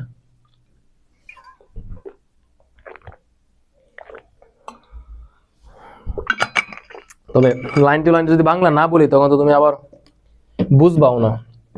বলো তো কি করা যায়? আর একটু ফাস্ট পড়াইতে হবে, অনেক সময় হয়ে যাবে। দেখো এবার হচ্ছে টু মাদার্স রিমেম্বার্ড। দুইজন মায়ের স্মরণে, তোমরা তো এই পোয়েমটা পড়ছো তাই না? দুইজন মা বলতে এখানে কি পোয়েমের মাঝে বলো তো আলাদা আলাদা আলাদা দুইজন মা, নাকি একই মায়ের দুইটা রূপ? একটা হচ্ছে তোমার মায়ের ইয়াং মাদার, আর একটা হচ্ছে তোমার কি ওল্ড মাদার, তাই না? মা কিন্তু একটাই, ওকে, মা কিন্তু একটাই, দুইজন মা না কিন্তু। দেখো তোমাকে এখানে বলতেছে A number, how are the two mothers different from each other. এই যে দুইজন মা তারা হচ্ছে একে অপর থেকে কিভাবে আলাদা, বলো কিভাবে আলাদা? এই যে দেখো, the two mothers are different by their behaviour. দুইজন মা তাদের আচরণের দিক থেকে কি ভিন্ন বা আলাদা, এন্ড অ্যাক্টিভিটিস কাজকর্মের দিক থেকে আলাদা। The first mother is capable and self dependent. প্রথম যে মা মানে হচ্ছে ইয়াং মাদার, তিনি হচ্ছে কেপেবল সক্ষম, এন্ড সেলফ ডিপেন্ডেন্ট নিজে হচ্ছে আত্মনির্ভরশীল। তো মা যখন কি থাকে ইয়াং থেকে, তখন দেখবা বাসার সব কাজ তিনি করতে পারেন না, তিনি কেপেবল থাকে, তিনি ফিট থাকে, তিনি কোয়ালিফাইড থাকে এবং তিনি সেলফ ডিপেন্ডেন্ট, না আত্মনির্ভরশীল, তিনি কারো সাহায্য সহযোগিতার প্রয়োজন হয় না। বাট একজন মা যখন ওল্ড হয়ে যায় তখন যদি সে কি হয়ে যায়, তিনি পরিবারের অন্য সদস্যের মাঝে কাছে কি হয়ে যায়, ডিপেন্ডেন্ট হয়ে যায়, তখন তিনি আর কেপেবল থাকে না, ইনকেপেবল হয়ে যায়। সো এখানে বলতেছে she has given birth to the speaker, এবং প্রথম যে মা, তিনি প্রথম মা হচ্ছে তোমার কি লেখককে তিনি কি করেছেন, জন্ম দিয়েছেন। নার্চার্ড, তিনি লালন পালন করেছেন হার, এন্ড লঞ্চড হার কেরিয়ার, এবং তার যে জীবনের কেরিয়ার যে আছে সেই কেরিয়ারটা তিনি কি করেছেন, তিনি শুরু করে দিয়েছেন। লঞ্চ মানে কি করা, শুরু করে দেওয়া, লঞ্চ মানে শুরু করে দেওয়া, নার্চার মানে লালন পালন করা। তিনি প্রথম যে মা আছে, প্রথম মা হচ্ছে তাকে এই পৃথিবীতে দুনিয়ার আলো দেখাইছে কে, প্রথম মা। তাকে লালন পালন করছে কে, প্রথম মা। তাকে তার কেরিয়ার, তার যে তোমার কেরিয়ারটা সেটা যাত্রা শুরু করে দিছে কে, তার প্রথম মা। ওকে, আচ্ছা এরপরে আসো, অন দা আদার হ্যান্ড, অন্যদিকে দ্য সেকেন্ড মাদার, দ্বিতীয় যে মাটা আছে, ইজ চাইল্ড লাইক, মানে যে তোমার চাইল্ড লাইক মানে তোমার কি শিশুদের মতো, সিকলি, তিনি হচ্ছে অসুস্থ, এন্ড ডিপেন্ডেন্ট, তিনি নির্ভরশীল, অন দা স্পিকার। এবং দ্বিতীয় যে মা আছে, মা যখন বৃদ্ধ হয়ে যায় তখন সেটাকে দ্বিতীয় মা হিসেবে আখ্যায়িত করা হয়েছে, এবং এই দ্বিতীয় মাটা তিনি তখন অসুস্থ থাকে এবং তিনি তখন আর মানে সেলফ ডিপেন্ডেন্ট থাকে না, তখন তার যে স্পিকার, তার যে সন্তান, তার যে মেয়ে, তার মেয়ের উপর কি হয়ে যায়, ডিপেন্ডেন্ট হয়ে যায়, নির্ভরশীল হয়ে যায়। সো এখানে তোমাকে প্রথমে প্রশ্ন করা হয়েছে যে দুইজন মা একে অপর থেকে কিভাবে আলাদা, ব্যবহারের দিক থেকে এবং হচ্ছে কার্যক্রম অ্যাক্টিভিটিস এর দিক থেকে দুইজন মা হচ্ছে কমপ্লিটলি হচ্ছে ডিফারেন্ট, কিন্তু প্রকৃতপক্ষে হচ্ছে মা হচ্ছে কি একটাই, মা তো মাই, তাই না? আচ্ছা এরপরে দেখো, এরপরে বি নাম্বার তোমাকে বলতেছে হাউ আর দে সেম, কিভাবে তারা হচ্ছে এক। তুমি তো এখন ডিফারেন্সটা দেখাইলা, এবার তোমাকে বলতেছে যে কিভাবে তারা দুইজন মা এক।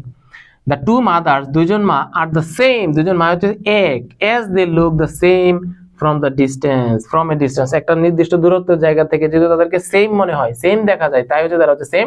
their names are also the same, তাদের নামগুলো হচ্ছে কি same, even they wear the same dress, এবং তারা হচ্ছে তোমার কি একই ড্রেস পরিধান করে, যে কারণে যে তারা তোমার কি একই মনে হয়, দুজন মা হচ্ছে কি একই। দেখো তোমার ইয়াং মাদার হচ্ছে তোমার কি মাই, তোমার মা যখন বৃদ্ধ হবে তখন তোমার কি থাকবে, মাই থাকবে, তো তাদের নাম কি এক না, তাদের ড্রেস এক, তাদেরকে দূর থেকে মনে হবে এক, বাট আলাদা হয়, একটু আলাদা হয় কিসের মাধ্যমে, ইয়াং মাদার যখন থাকে তখন তিনি একটু কি থাকে, সুঠাম দেহের অধিকারী থাকে, তিনি পরিবারের সব কাজ করতে পারে, তখন তিনি সেলফ ডিপেন্ডেন্ট হয়।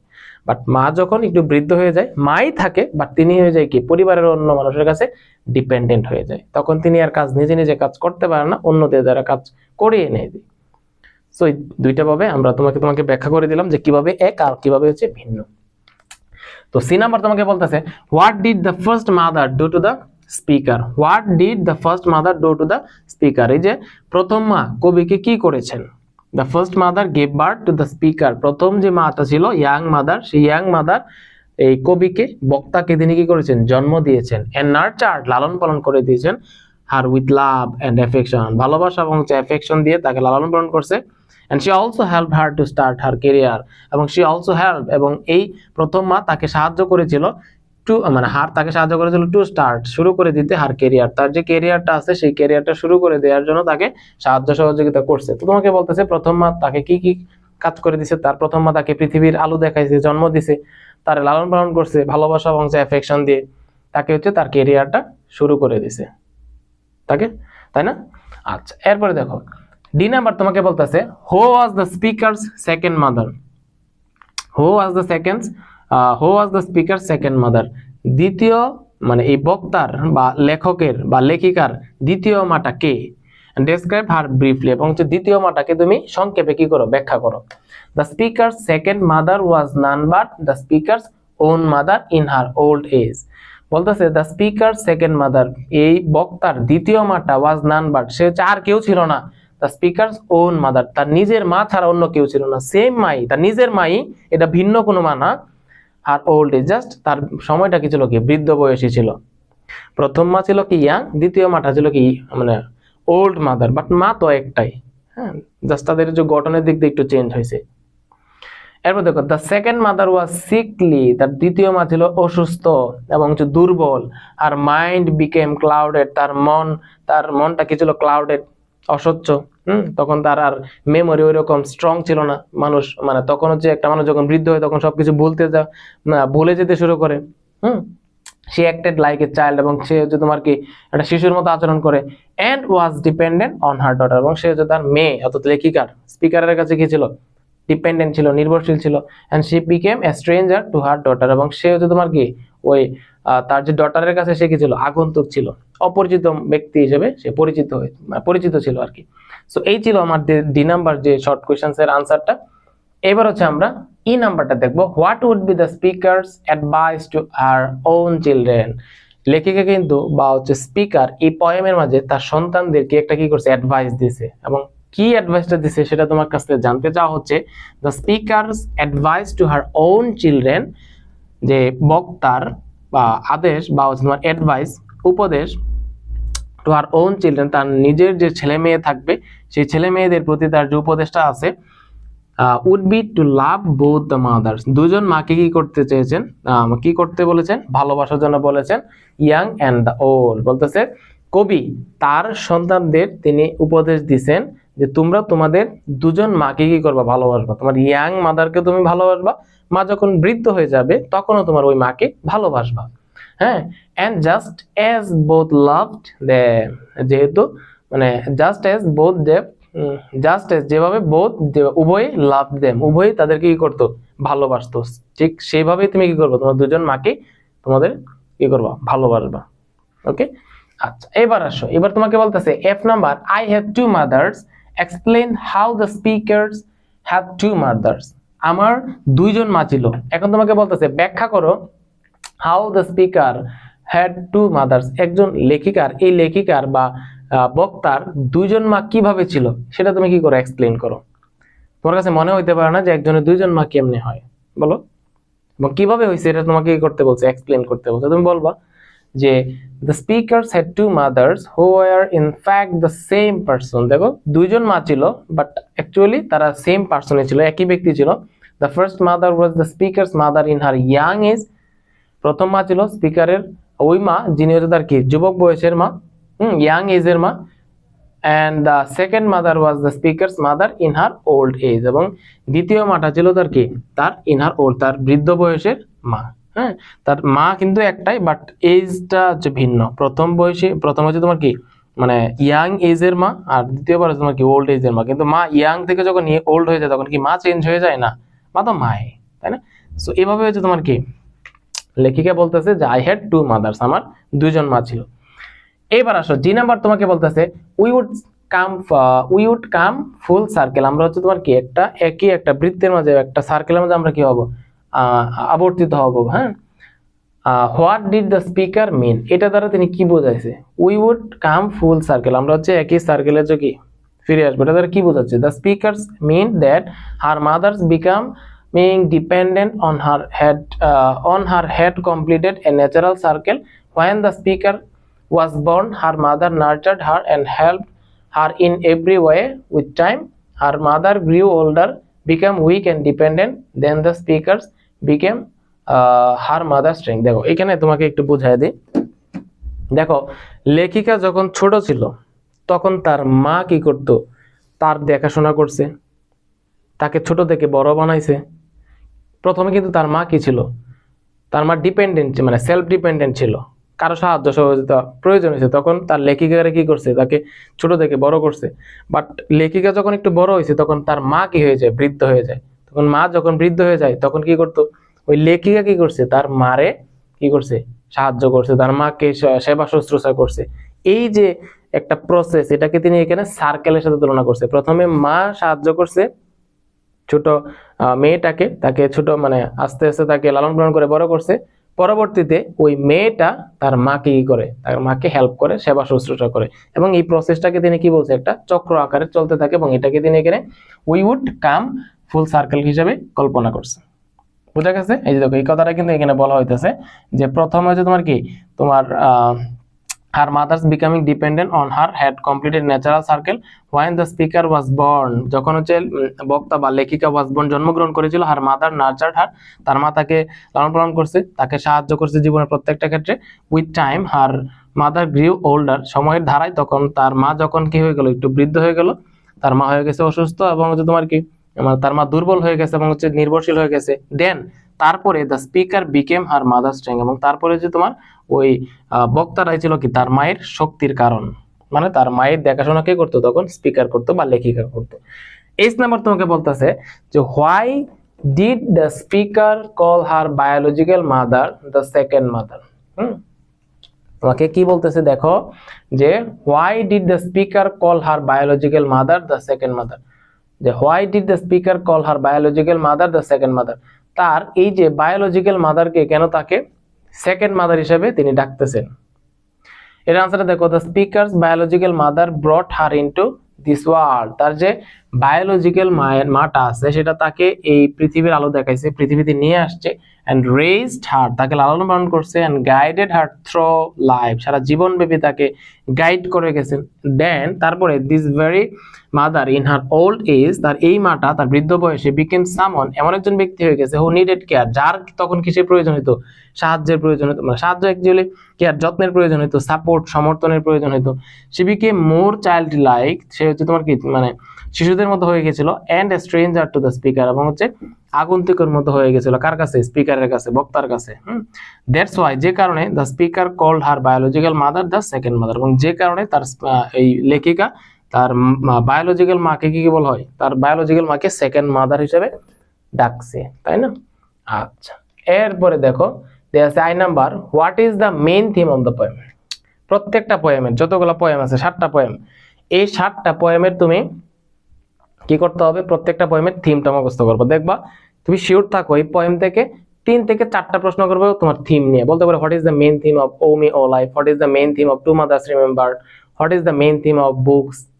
তো এই জন্য প্রত্যেকটা পোয়েমের যে থিমটা সেটা মুখস্থ করে রাখবা, কেমন?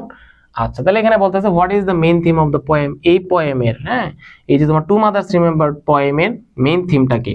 The main theme of the poem focuses on the cyclical nature of life and transformation of mother-daughter relationship over time that represents the natural reversal of rules.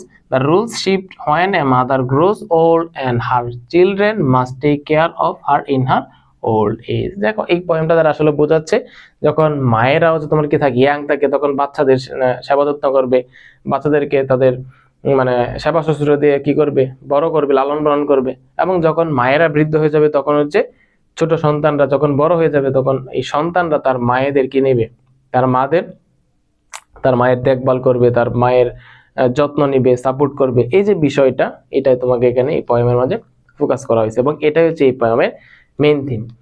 এবার দেখি এবার হচ্ছে আমরা চলে যাব the sense of Dee by Charles Kingsley. The sense of Dee যেটা আছে, D নদীর পাড়ের যে একটা মেয়ে, তোমরা জানোই একটা মেয়ে কি আনতে যায়, ক্যাটেল আনতে যায়, এবং সেখানে যে সে একটা কি বলে প্রতিকূল পরিস্থিতির সে শিকার হয়, এবং সে নদীতে ডুবে যায়।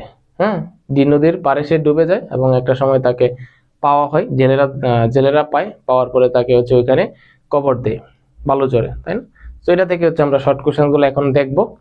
তো তার আগে আমি একটু রেস্ট নিবো আর কি আজকে, এখন তো বিকাল, আসরের অনেক পর হয়ে গেছে আর কি। তো সারাদিন হচ্ছে অনেক বিজি ছিলাম, বিজি থাকার পরে হচ্ছে বিকালে ক্লাস করতেছি। তো একটানা যখন অনেকক্ষণ ক্লাস করি মানে তখন ধরো মানে ওই রকম বেস্টটা দেওয়া যায় না আর কি। তো একটু রেস্ট নেওয়ার পরে কিছুক্ষণ পরে আবার বাকি যে 4টা সেটা সলভ করে সবগুলো তোমাকে পড়াই দেবো, পরে একসাথে করে তোমাকে আপলোড দিয়ে দেবো। ওকে, এবার হচ্ছে আমি দ্য সেন্স অফ ডি যে পোয়েমটা আছে এটা থেকে একদম টপ নচ শর্ট কোশ্চেন গুলো তোমাকে পড়াই দিব। এর ভিতর থেকে কমন পাবা ইনশাল্লাহ, এর বাইরে থেকে কোনো প্রশ্ন আসবে না, মানে আসবে না ইনশাল্লাহ। একদম টপ নচ শর্ট কোশ্চেন গুলো তোমাকে পড়াই দিব। 1 নাম্বার, এই নাম্বার যে প্রশ্নটা তোমাকে করছে যে what was the weather like when Mary went to bring the kettle home। যখন মেরি নামক যে মেয়েটা সে বাড়ি থেকে বের হয়ে সে ডি নামক যে নদীটা আছে সেই নদীতে যায়, তখন সেখানের ওয়েদারটা কেমন ছিল, ওই নদীর ধারের আশেপাশের অঞ্চলটার মাঝে আবহাওয়াটা কেমন ছিল। বলতেছে হোয়াট ওয়াজ দ্য ওয়েদার, কেমন ছিল, হোয়াট ওয়াজ দ্য ওয়েদার, তোমার আবহাওয়াটা কেমন ছিল, like when Mary went to bring the kettle home। Mary যখন ওই ডি নদীর পাড়ে যায় কি আনার জন্য, ব্রিং দা ক্যাটেল হোম, তার যে গবাদি পশুগুলো আছে সেগুলোকে বাড়িতে ফিরে আনার জন্য সে যখন ডি নদীর পাড়ে যায় তখন ওই নদীর আশেপাশের এলাকার মাঝে আবহাওয়াটা কেমন ছিল, ওয়েদারটা কেমন ছিল, তাই না বলো। তখন ওয়েদারটা কি ছিল, তখন দেখো তোমার ওয়েদারটা তখন কি ছিল না, এটা ফেভারেবল ছিল না, এটা তোমার কি ছিল, ডেঞ্জারাস ছিল, প্রতিকূল পরিবেশ ছিল বা ওয়েদার ছিল। হ্যাঁ দেখো when Mary went to bring the cattle home, যখন হচ্ছে মেরি গিয়েছিল to bring the cattle home, ওই গবাদি পশুগুলোকে বাড়িতে ফিরে আনার জন্য যখন সে নদীর ধারে ডি নামক নদীর ধারে সে গিয়েছিল, the weather was very rough, ওয়েদারটা খুবই খারাপ ছিল, there was wild western wind filled with mist, তখন যে পশ্চিমা বাতাস আসছিল সাথে কি ছিল, তোমার কুয়াশা ছিল, হ্যাঁ মিস্ট মানে তোমার কি কুয়াশা, and foam from the sea, এবং তখন হচ্ছে সমুদ্র থেকে কি আসতেছিল, ঢেউ আসতেছিল, ফেনা আসতেছিল, and the western tide, এবং পশ্চিমা যে তোমার কি আছে, ঢেউ আছে, was rising along the shore, এবং হচ্ছে তোমার ওই নদীর মাঝে ওই সমুদ্রের মাঝে তোমার কি হচ্ছিল, তোমার পশ্চিমা যে ঢেউটা সেটা আস্তে আস্তে বৃদ্ধি পাচ্ছিল। তো এই যে সারাউন্ডিং যা ছিল ওই নদীর আশেপাশের যে এরিয়াটা ছিল ওইটার ওয়েদারটা খুবই মানে খারাপ ছিল। তখন দেখবো উপর থেকে তুমি পয়মানো যে পড়ছো উপর থেকে তোমার কুয়াশা আসতেছিল এবং হচ্ছে তোমার কি পশ্চিমা একদম বাতাস আসতেছিল এবং নদী থেকে তোমার কি আসতেছিল, ঢেউ আসতেছিল, টাইড আসতেছিল, ফুম আসতেছিল, দ্যাটস ওয়াই ওই ওয়েদারটা খুবই রাফ ছিল।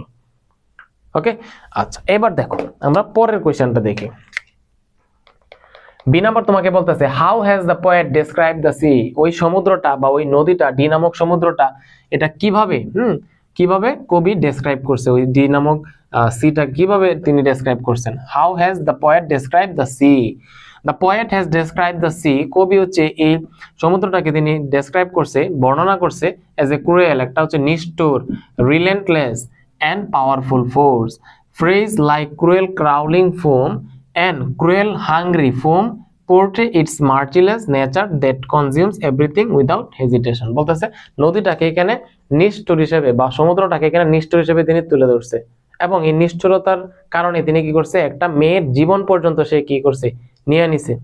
এই জন্য যেহেতু মেয়ের জীবন নিয়ে নিছে এই জন্য এই নদীটাকে কি বলে, তিনি হাংরি বলে। হাংরি মানে কি, ক্ষুধার্ত, এবং ক্ষুধার্ত থাকার কারণে একটা মেয়ের জীবন পর্যন্ত সে নিয়ে নিছে ওই সমুদ্রটা, এবং একটা নিষ্ঠুর হিসেবে এই পোয়েমের মাঝে এই সিটাকে কি করছে, তিনি ডেসক্রাইব করছে। তো তুমি জাস্ট এতটুকু লিখে দিলে তুমি 2 নম্বর পাই যাবে।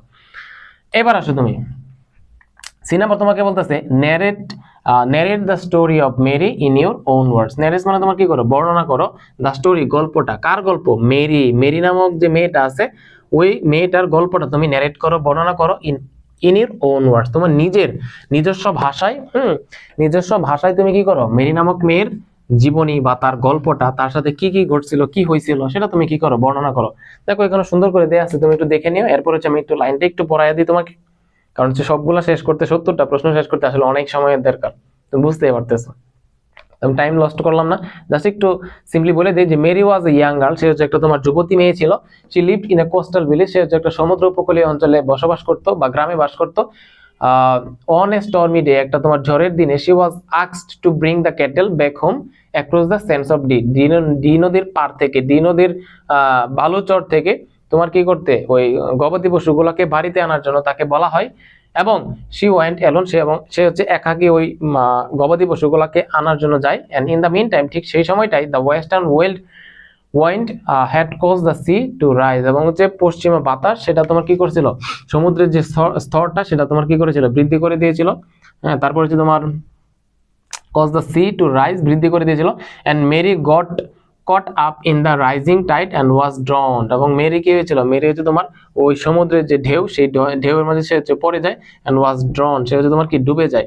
and later, পরবর্তীতে the fishermen, জেলের যারা ছিল, ফাউন্ড হার, তাকে পাই, ডেড বডি, তাকে মানে তার মৃত বডিটা পাই, ইন দেয়ার নেটস, তাদের জালের মাঝে যে জেলেরা তার ওই মেরিকে পাই, মৃতদেহটা পাই, মৃতদেহটা, এন্ড দে ব্রট হার, এবং ওই জেলেরা তাকে নিয়ে আসে, ডেড বডি তার মৃতদেহটা নিয়ে আসে, টু দা শোর, তাকে সমুদ্র তীরবর্তীতে নিয়ে আসে, and buried her by the sea, এবং তাকে সমুদ্রের পাশে তাকে কি করা হয়, সমাহিত করা হয়। একদম সিম্পল। মেরি সে হচ্ছে গবাদি পশুগুলোকে বাড়িতে ফিরে আনার জন্য সে সমুদ্রের ধারে যায়। যাওয়ার পরে ওইখানের আবহাওয়াটা খুব ভালো ছিল না, সমুদ্র থেকে তোমার কি আসতেছিল, ঢেউ আসতেছিল, এবং ঢেউয়ের মাঝে সে পড়ে যায় এবং তার সেখানে মৃত্যুবরণ করে। পরে যখন হচ্ছে তোমার ফিশারম্যান যারা ছিল, জেলে যারা ছিল, জেলেরা যখন মাছ মারতে যায় তাদের জালের মাঝে হচ্ছে মেরিকে দেখতে পায়, এবং মেরির মৃতদেহটা নিয়ে তারা হচ্ছে বালুচরে আসে, নদীর ধারে আসে, এবং ওই নদীর ধারে তাকে সমাহিত করে, তাকে বাড়ি দেয়, হ্যাঁ, তাকে হচ্ছে কি করে, তাকে কবর দেয়। তো এই ছিল হচ্ছে মেরির জীবনী বা মেরির গল্প, মেরির যে কাহিনীটা, গল্পটা। ডি নাম্বার তোমাকে বলতেছে, who is the main character in the poem. Who is the main character, প্রধান যে চরিত্র ইন দ্য পোয়েম, এই পোয়েমের মধ্যে দ্য সেন্স অফ ডি নামক যে পোয়েমটা আছে এটার মেইন ক্যারেক্টারটাকে, মেইন চরিত্রটাকে, who has the poet, how has the poet portrait the character, এবং কিভাবে এই ক্যারেক্টারটাকে কবি কি করছে, পোর্ট্রেট করছে, ব্যাখ্যা করছে, বা কিভাবে ফুটায় তুলছে এই পোয়েমের মাঝে। প্রথমে তোমাকে বলতেছে এই পোয়েমের মেইন চরিত্রটা কে, এবং তাকে কিভাবে এই পোয়েমের মাঝে ফুটায় তোলা হয়েছে সেটা তুমি এখানে বর্ণনা করতে তোমাকে এখানে বলা হয়েছে। তো দেখো, তো তুমি তো জানোই যে এই পোয়েমটা হচ্ছে অবশ্যই মেরিকে নিয়ে, তো এই পোয়েমের মেইন ক্যারেক্টার তো মেরিই হবে। তো তুমি বলে দাও যে Mary is the main character in the poem, Mary হচ্ছে এই পোয়েমের main character, and the poet has portrait, এই কবি তাকে হচ্ছে তোমার কি করছে, ফুটায় তুলছে, as the victim of the powerful natural force, এই যে তোমাদের শক্তিশালী প্রাকৃতিক যে বল সেটার শিকার হিসেবে তাকে কি করছে, এখানে তুলে ধরা হয়েছে। And Mary goes to bring to cattle home but gets drowned in the river because of heavy tide cause the deadly storm. এবং দেখতে পাই আমরা তোমার এই পোয়েমের মাঝে আমরা দেখতে পাই মেরি হচ্ছে তোমার কি করে, গবাদি পশু আনার জন্য সে হচ্ছে তোমার নদীর ধারে যায়, এবং সেখানে সে হচ্ছে তোমার কি প্রকৃতির নিষ্ঠুরতার শিকার হয়, প্রকৃতির তোমার তোমার হাঙ্গারের সে শিকার হয়, প্রকৃতির ক্রুয়েলটির সে শিকার হয়, নিষ্ঠুরতার সে শিকার হয়। এবং সে তার জীবনটা পর্যন্ত নিয়ে যায় প্রকৃতি, বা তুমি বলতে পারো এখানে সমুদ্র নিয়ে যায়। তো এই বিষয়টাতে তোমাকে এখানে বলা হয়েছে যে এই পোয়েমের মেইন চরিত্রটা কেটা, এবং তাকে কিভাবে এখানে ফুটায় তোলা হয়েছে সেটা তোমার কাছ থেকে জানতে চেয়েছে। এরপরে আসো E number, how did Mary die and where was she buried. How did Mary die মানে মেরি কিভাবে মৃত্যুবরণ করেছিল, এন্ড কিভাবে, and where was she buried, এবং কোথায় তাকে কি করা হয়, সমাহিত করা হয়, তাকে কবর দেওয়া হয়। বাড়ি মানে তোমার কি করা, কবর দেয়া, হ্যাঁ, BURY, বাড়ি মানে কি করা, কবর দেওয়া বা কাউকে সমাহিত করা। তো এখানে তোমাকে এটাই বলতেছে যে কিভাবে মেরি মারা যায় এবং তাকে কোথায় হচ্ছে কবরস্থ করা হয় বা হচ্ছে সমাহিত করা হয় মেরিকে। বলো মেরি কিভাবে মারা যায়? দেখো একদম সহজ, যে Mary go drowned in the river D, say D নামক যে নদী আছে সেই নদীতে মেরি হচ্ছে তোমার কি যায়, ডুবে যায় বা তলিয়ে যায় বা হারিয়ে যায়। While bringing the cattle back home, সে গবাদি পশুগুলাকে বাড়িতে আনার জন্য যখন সে ডি নামক নদীতে যায়, সেখানে নদীতে সে কি করে যায়, তলিয়ে যায়, হারিয়ে যায়। The fisherman letter found her dead body, এবং পরবর্তীতে যারা জেলে ছিল, জেলেরা হচ্ছে তার জালের মাঝে তার মৃতদেহটা পায়, এন্ড বারিড হার, এবং তাকে কবর দেয়, তাকে সমাহিত করে বাই দ্য সি, এই সমুদ্র, ডি নামক যে সমুদ্র আছে সমুদ্রের পাশে তাকে সমাহিত করা হয়। ব্যাস, ওকে। এরপরে আসো,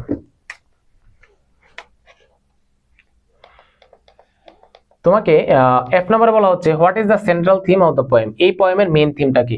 the theme of the poem the sense of Dee, এই দ্য সেন্স অফ ডি নামক যে পোয়েমটার থিম হচ্ছে is the power and unpredictability of nature, প্রকৃতির যে শক্তি এবং হচ্ছে তোমার আনপ্রেডিক্টেবিলিটি সেটা তোমাকে এখানে ফোকাস করা হয়েছে।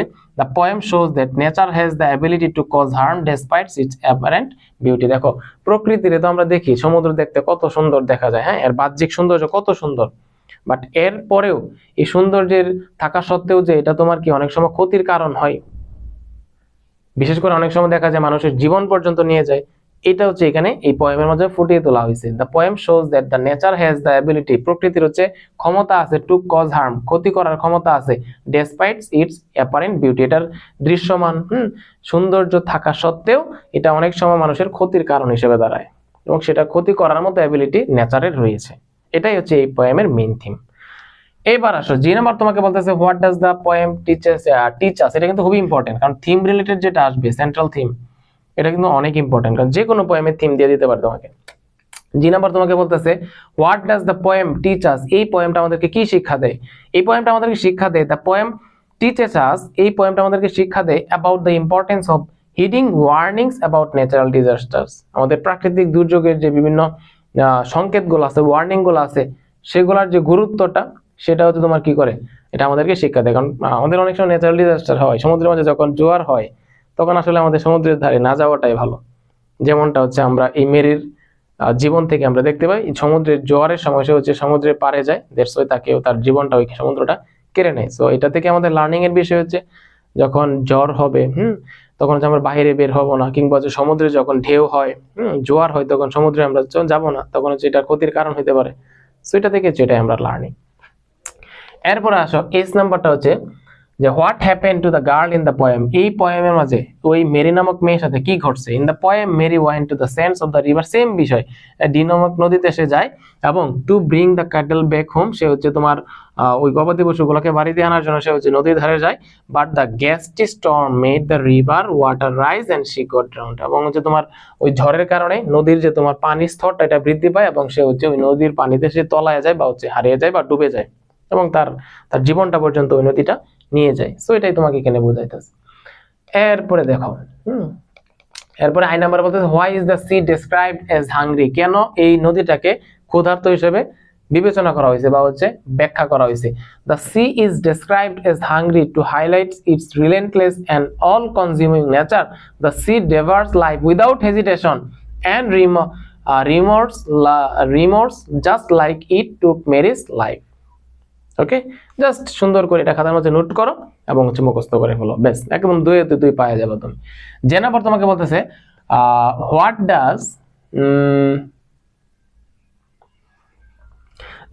Rule does nature play in the poem. What role does nature play in the poem. এই কবিতার মাঝে প্রকৃতি কি ভূমিকা পালন করে, সেটা তোমাকে এখানে জানতে চাওয়া হয়েছে তোমার কাছ থেকে।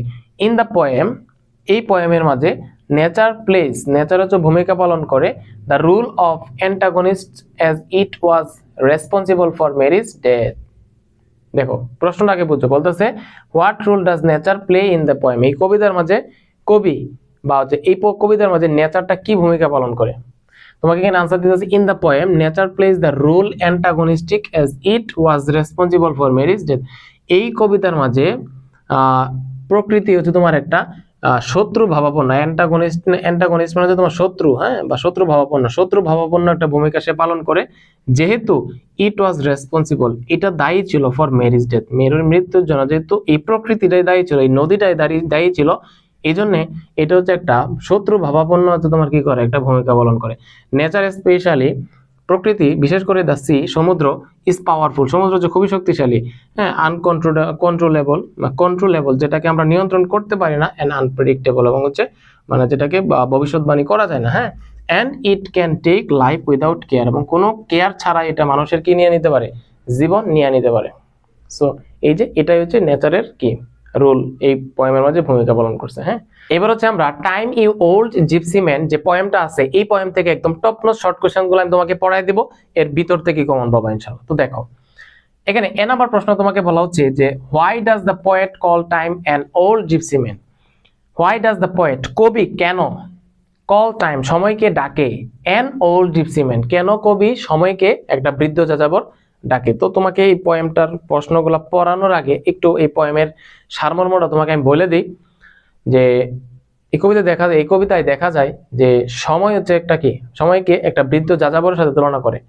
কারণ যাযাবর মানুষরা কি করে দেখো তো, একটা জায়গা থেকে আরেকটা জায়গায় যায়, একটা জায়গা থেকে আরেকটা জায়গায় যায়, তাদের কোনো স্পেসিফিক নির্দিষ্ট কোনো কি থাকে না, ঘর বাড়ি থাকে না, অর্থাৎ তারা অলওয়েজ কি ভ্রমণের মাঝে থাকে, স্টেবল থাকে না, অলওয়েজ তোমার কি থাকে, তোমার চলতেই থাকে যাযাবর মানুষ। ঠিক তেমনি ভাবে সময় দেখো, সময় অলওয়েজ কি থাকে, তার বহমানতার কি থাকতে চলতেই থাকে, সময় কখনো কি স্টপ হয়, কখনো স্টপ হয় না। বাট কবি সে এই টাইমকে বিভিন্ন কিছু উপহার বা প্রলোভন দেখানোর মাধ্যমে সময়কে থামানোর জন্য তাকে আহ্বান করে, বাট সময় তার এই প্রলোভনে সে হচ্ছে তোমার কি হয় না, প্রলোভিত হয় না, সে থামে না, সে তার মতো কি করতে থাকে, চলতেই থাকে। সো এই যে সময় যে কখনো স্টপ হয় না, সে তার মতো চলতেই থাকে। মানুষ চাইলেও হচ্ছে সময় 1 সেকেন্ডের জন্য থামাইতে পারে না। এই বিষয়টাকে হচ্ছে এই পোয়েমের মাঝে ফোকাস করা হয়েছে। সো তোমাকে এখানে বলতেছে, why does the poet call time an old gipsy man? কবি কেন সময়কে একটা বৃদ্ধ যাযাবরের সাথে তুলনা করছে, বা যাযাবর ডাকে কেন? The poet calls time an old gipsy man as, যেহেতু it has similarities with gipsies, এটা যেহেতু একটা যাযাবর মানুষের সাথে মিল রয়েছে, সিমিলারিটি রয়েছে। দ্য জিপসিজ ওয়েন্ডার, ওয়েন্ডার মানে তোমার কি করা, উদ্দেশ্যহীনভাবে ঘুরে বেড়ানো। হ্যাঁ, the gypsies wander from one place to another, যে মানে যাযাবর মানুষ যারা আছে তারা হচ্ছে এক জায়গা থেকে অন্য জায়গায় তারা কি করে, ঘুরে বেড়ায়। সিমিলারলি একইভাবে টাইম গোজ অন, সময়ও চলতে থাকে। It travels from one city to another, এই সময়টাও কি করে, একটা শহর থেকে আরেকটা শহরে এসে ভ্রমণ করে। And one age to another, একটা যুগ থেকে আরেকটা যুগে সে কি করে, ভ্রমণ করে। Like an old gipsy man, একটা হচ্ছে যাযাবর মানুষের মতো। যে কথাটা তোমাকে বলছিলাম, যাযাবর মানুষ যেরকম একটা জায়গায় সে স্থির থাকে না, তার নির্দিষ্ট গ্রাম যেরকম ঘর বাড়ি নাই, সে অলওয়েজ চলতেই থাকে এক জায়গা থেকে আরেক জায়গায়, এক জায়গা থেকে আরেক জায়গায়, একটা নদীর পাড় থেকে আরেকটা নদীর পাড়। ঠিক তেমনি ভাবে সময় কোনো জায়গায়, কোনো একটা সময়ের জন্য, কোনো একটা সিটির জন্য, কোনো জায়গার জন্য সে কি থাকে না, স্পেসিফিক থাকে না, কিংবা হচ্ছে তোমার কি থাকে না, তুমি বলতে পারো স্ট্যাগনেট থাকে না, বা হচ্ছে স্টপ থাকে না, সে অলওয়েজ চলতেই থাকে। সো দ্যাটস ওয়াই এখানে সময়কে একটা বৃদ্ধ যাযাবরের সাথে তিনি কি করছে, তুলনা করছে, বা বৃদ্ধ যাযাবর বলে তিনি আখ্যায়িত করছে। এরপরে আসো দেখো বি নাম্বার দেখি আমরা কি দেয়া আছে। বি নাম্বার বলতেছে, make a list of things the poet will offer time if it stays just for a day. যেটাকে বলছিলাম, সময়কে থামার জন্য তিনি বিভিন্নভাবে প্রলোভিত করে বা প্রলোভন দেখায়, লোভ দেখায়। Make a list of things, ওই সকল জিনিসগুলোর তুমি হচ্ছে লিস্ট করো, একটা তালিকা করো। দ্য পোয়েট উইল অফার, যেটা হচ্ছে সময়, কবি অফার করবে, কাকে অফার করবে, টাইমকে অফার করবে। ইফ ইট স্টেজ, যদি এটা থাকে বা থামে, জাস্ট ফর এ ডে, যদি এই সময়টা, টাইমটা একদিনের জন্য থামে, তাহলে কবি তাকে কি কি জিনিস অফার করবে, সেই জিনিসগুলো তুমি কি করো, লিস্ট করো। এখানে তো পোয়েমের মধ্যে দেওয়া আছে যে কি কি জিনিস তিনি কি অফার করবে। তো দেখো জাস্ট এখানে তুমি বলে দাও, থিংস দ্য পোয়েট, হ্যাঁ, যে জিনিসগুলা কবি উইল অফার টাইম, সময়কে কি করবে, অফার করবে। If it stays just for a day, আর সেগুলো কি কি, silver bells for its jennet, এটার যে তোমার ছোট ঘোড়া আছে, ঘোড়ার জন্য একটা তোমার কি একটা সিলভারের বেল দিবে, ঘন্টা দিবে, একটা গোল্ডেন রিং দিবে। বো ফ্রম দ্য পিকক্স, হ্যাঁ, সে হচ্ছে তোমার কি ময়ূররা তাকে মাথা নত করবে তার সামনে। লিটল বয় সিঙ্গিং, ছোট ছোট বালকেরা সেটা তারা হচ্ছে গান গাইবে। ফেস্টন ফ্রম সুইট গার্লস, ছোট ছোট মেয়েরা তাকে কি করবে, তাকে ফুলের মালা বানিয়ে দেবে। যদি সময় একদিনের জন্য তার কি হয়, অতিথি হয়, একদিনের জন্য থামে, তখন হচ্ছে এই বিষয়গুলো হচ্ছে পোয়েট তাকে অফার করবে। ওকে, এবার আসো পরেরটাই দেখো।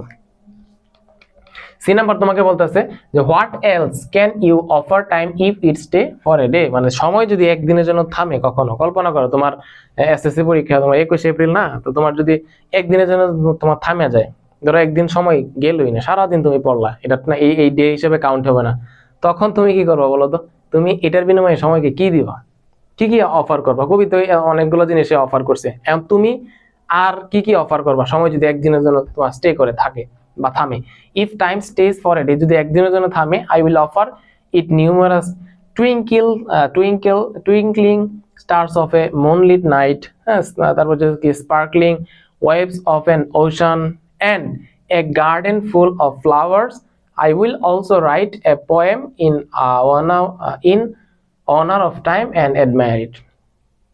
বলতেছে যে if time stage for a day, যদি একদিনের জন্য থামে, I will offer it numerous twinkle, এটা হচ্ছে আমি অসংখ্য কি করব, স্টার দিব, তোমার কি দিব, মানে তারা দিব, অফ এ মুনলিট নাইট, একটা চাঁদনি রাতের অনেকগুলো তারা দিব, এবং sparkling waves of ocean and a garden full of flowers, এবং একটা ফুলের বাগান দিব, ফুলে ভরা একটা বাগান দিব, ফুলের বাগান দিব, এবং তার সম্মানে আমি কি করব, তাকে নিয়ে একটা পোয়েম লিখবো, এবং তাকে কি করবো, প্রশংসা করব, যদি সে একদিনের জন্য থামে সময়টা। এবার দেখো ডি নাম্বার বলতেছে, which cities are mentioned in the poem, এই পোয়েমের মাঝে দুইটা শহরের নাম তোমার কি করা হয়েছে, এখানে উল্লেখ করা হয়েছে। And what do this cities signify, এবং এই শহর দ্বারা এখানে কি করা হয়েছে, মানে কি সিগনিফাই করা হয়েছে, কি তাৎপর্য বহন করে এই শহরগুলা। Which cities are mentioned in the poem, এই কবিতার মাঝে কোন কোন শহরগুলোর নাম উল্লেখ করা হয়েছে? Babylon and Rome are mentioned in the poem. তোমার বেবিলন এবং হচ্ছে রোম হচ্ছে এই শহর, এই পোয়েমের মধ্যে কি করা হয়, মেনশন করা, উল্লেখ করা হয়। This cities signify the passage of time, the indicate how quickly time moves from one significant place or event to another, highlighting its nature of relentlessness. Okay, আচ্ছা এরপরে দেখো এই নাম্বার বলতে why does the poet call time a gipsy, সময়কে কেন যাযাবর বলা হয়? এই যে সেম জিনিস, যাযাবর মানুষ এক জায়গা থেকে আরেক জায়গায় ঘুরে বেড়ায়, হ্যাঁ, এক জায়গা থেকে আরেক জায়গায় চলতেই থাকে, ঠিক তেমনি ভাবে সময় তো কোনো জায়গায় থামে না, সময়ও চলতে থাকে। দেড়শো হচ্ছে সময়কে জিপসির সাথে তুলনা করা হয়েছে, এখানে দেওয়া আছে, খুব সুন্দর করে দেখে নিবা। তারপর হচ্ছে এফ নাম্বার বলতেছে what does the poet mean by put up your caravan just for a day, তোমার যে ক্যারাভানটা আছে, তোমার যে কাফেলাটা আছে, এটা তুমি জাস্ট একদিনের জন্য থামাও, এটা দ্বারা কি বোঝাইতেছে? By put up your caravan just for a day, the poet means requesting time to pause or temporarily stay for a while. He asks time to rest like a traveler who sets up camp for a short time. মানে সময়ের যে কাফেলা, সেই কাফেলাকে সে থামতে বলে, কারণ হচ্ছে তোমার কি একদিনের জন্য তার কি হওয়ার জন্য, অতিথি হওয়ার জন্য, সেটা জন্য এই যে দেখো to pause or temporary stay for a while, কিছুক্ষণের জন্য বা একদিনের জন্য, হ্যাঁ, ক্ষণিক সময়ের জন্য সে যেন থামে, এটা দ্বারা এটা বোঝানো হয়েছে। বলতেছে পুট আপ মানে হচ্ছে থামানো, হ্যাঁ, পুট আপ ইউর কারাভান, তোমার যে কাফেলা আছে সেই কাফেলাটাকে তুমি কি করো, থামাও। তো জি নাম্বার দেখো, জি নাম্বার বলতেছে যে what is the main idea or central theme of the poem. আমি তোমাকে বলছি প্রত্যেকটা পোয়েমের সেন্ট্রাল থিম খুব ইম্পর্টেন্ট, সো এটা ভেরি ভেরি ইম্পর্টেন্ট যে what is the central theme of the poem, এই পোয়েমের সেন্ট্রাল থিমটা কি, মূল ভাবটা কি এটার, তুমি বলে দাও। The main idea of the poem is the fleeting nature of time and the human desire to stop its relentless passage. আবার তোমাকে বলতেছে এখানে the poet wishes to show down or pause time so that he can enjoy the precious moments of life. ওকে, তো এটা হচ্ছে এই পোয়েমের main theme, যে the main idea of the poem is fleeting nature of time, মানে সময় যে তোমার অলওয়েজ তোমার কি করতে, মানে প্রবাহমান, সে কখনো থামে না, এই বিষয়টা তোমার এই নেচার, এই যে প্রকৃতিটাকে এখানে ফোকাস করা হয়েছে। The human desire to stop it's relentless passage, এবং মানুষের যে আকাঙ্ক্ষা, এটাকে থামানোর জন্য, বিরতিহীন এই যে সময়টাকে, এটাকে থামানোর জন্য মানুষের আকাঙ্ক্ষা, এটাও তোমাকে এখানে ফোকাস করা হয়েছে। তো এটা হচ্ছে মেইন থিম, এটা তুমি একটু মুখস্থ করিয়ে নিও। যেমন এরপরে এস নাম্বার বলতেছে what emotion does the poet express towards time, what emotion does the poet, কি আবেগ ডাজ দ্য পোয়েট, কবি এক্সপ্রেস প্রকাশ করছে টুয়ার্ডস টাইম, এই সময়ের দিকে কি আবেগটা প্রকাশ করছে, এখানে দেয়া আছে ভাই, এখানে আর পড়াইতে ভালো লাগতেছে না, বুঝছো, তুমি জাস্ট একটু এটা দেখে নিও, একটু মুখস্থ করে নিও। যেমন এখানে সুন্দর করে অ্যান্সার দেয়া আছে।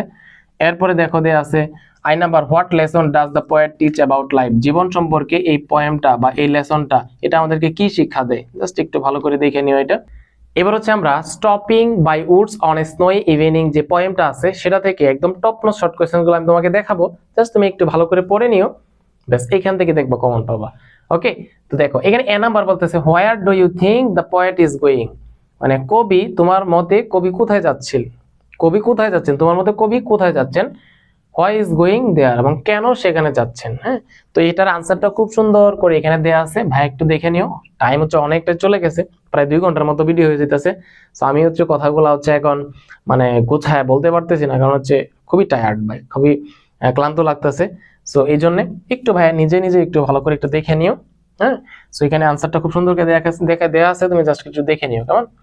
আচ্ছা, এরপর দেখো বিনা মত তোমাকে বলতেছে why did the poet stop by the woods through though it was dark and he was alone, এটার আনসারটা এখানে দেয়া আছে। বেশ, এরপর দেখো guess what promise the poet had to keep before he would sleep, এটার আনসারটা এখানে দেয়া আছে, বা পরবর্তী যা আছে সব একসাথে দেয়া আছে, তুমি জাস্ট একটু দেখে নিও। তুমি তো পিডিএফটা নিবা, তাই না? তুমি তোমাকে ফেসবুকে, আমাদের ফেসবুক পেজ আছে ইংলিশে ছানোয়ার শিখদা, সেখানে তুমি একটু নক দিলেই আমার পিডিএফটা পেয়ে যাবা, বাস এই পিডিএফ এর মধ্যে খুব সুন্দর করে তুমি আনসারগুলো পেয়ে যাবা, এবং তুমি সবগুলো নোট করবা, এবং নোট করার পরে তুমি সেগুলোকে একটু ভালো করে মুখস্থ করে নিও, ইনশাআল্লাহ দেখবে এর ভিতর থেকে কমন পাবা। হ্যাঁ, দেখো সলিটিউড আছে, এবং সলিটিউডের একদম টপ নোট যে শর্ট কোশ্চেন যেগুলো আছে সবগুলো এখানে দেয়া আছে, এর বাইরে থেকে আসবে না ইনশাআল্লাহ। হ্যাঁ, এর ভিতর থেকে তুমি পাবা একদম। তো এই ছিল আমাদের 7টা পোয়েমের একদম টপ নোট শর্ট কোশ্চেন্স এর একদম একটা প্রিমিয়াম লেভেলের ওয়ান শট ক্লাস। সো আমি চেষ্টা করছি বেস্ট ওয়েতে তোমার সামনে প্রেজেন্ট করার জন্য।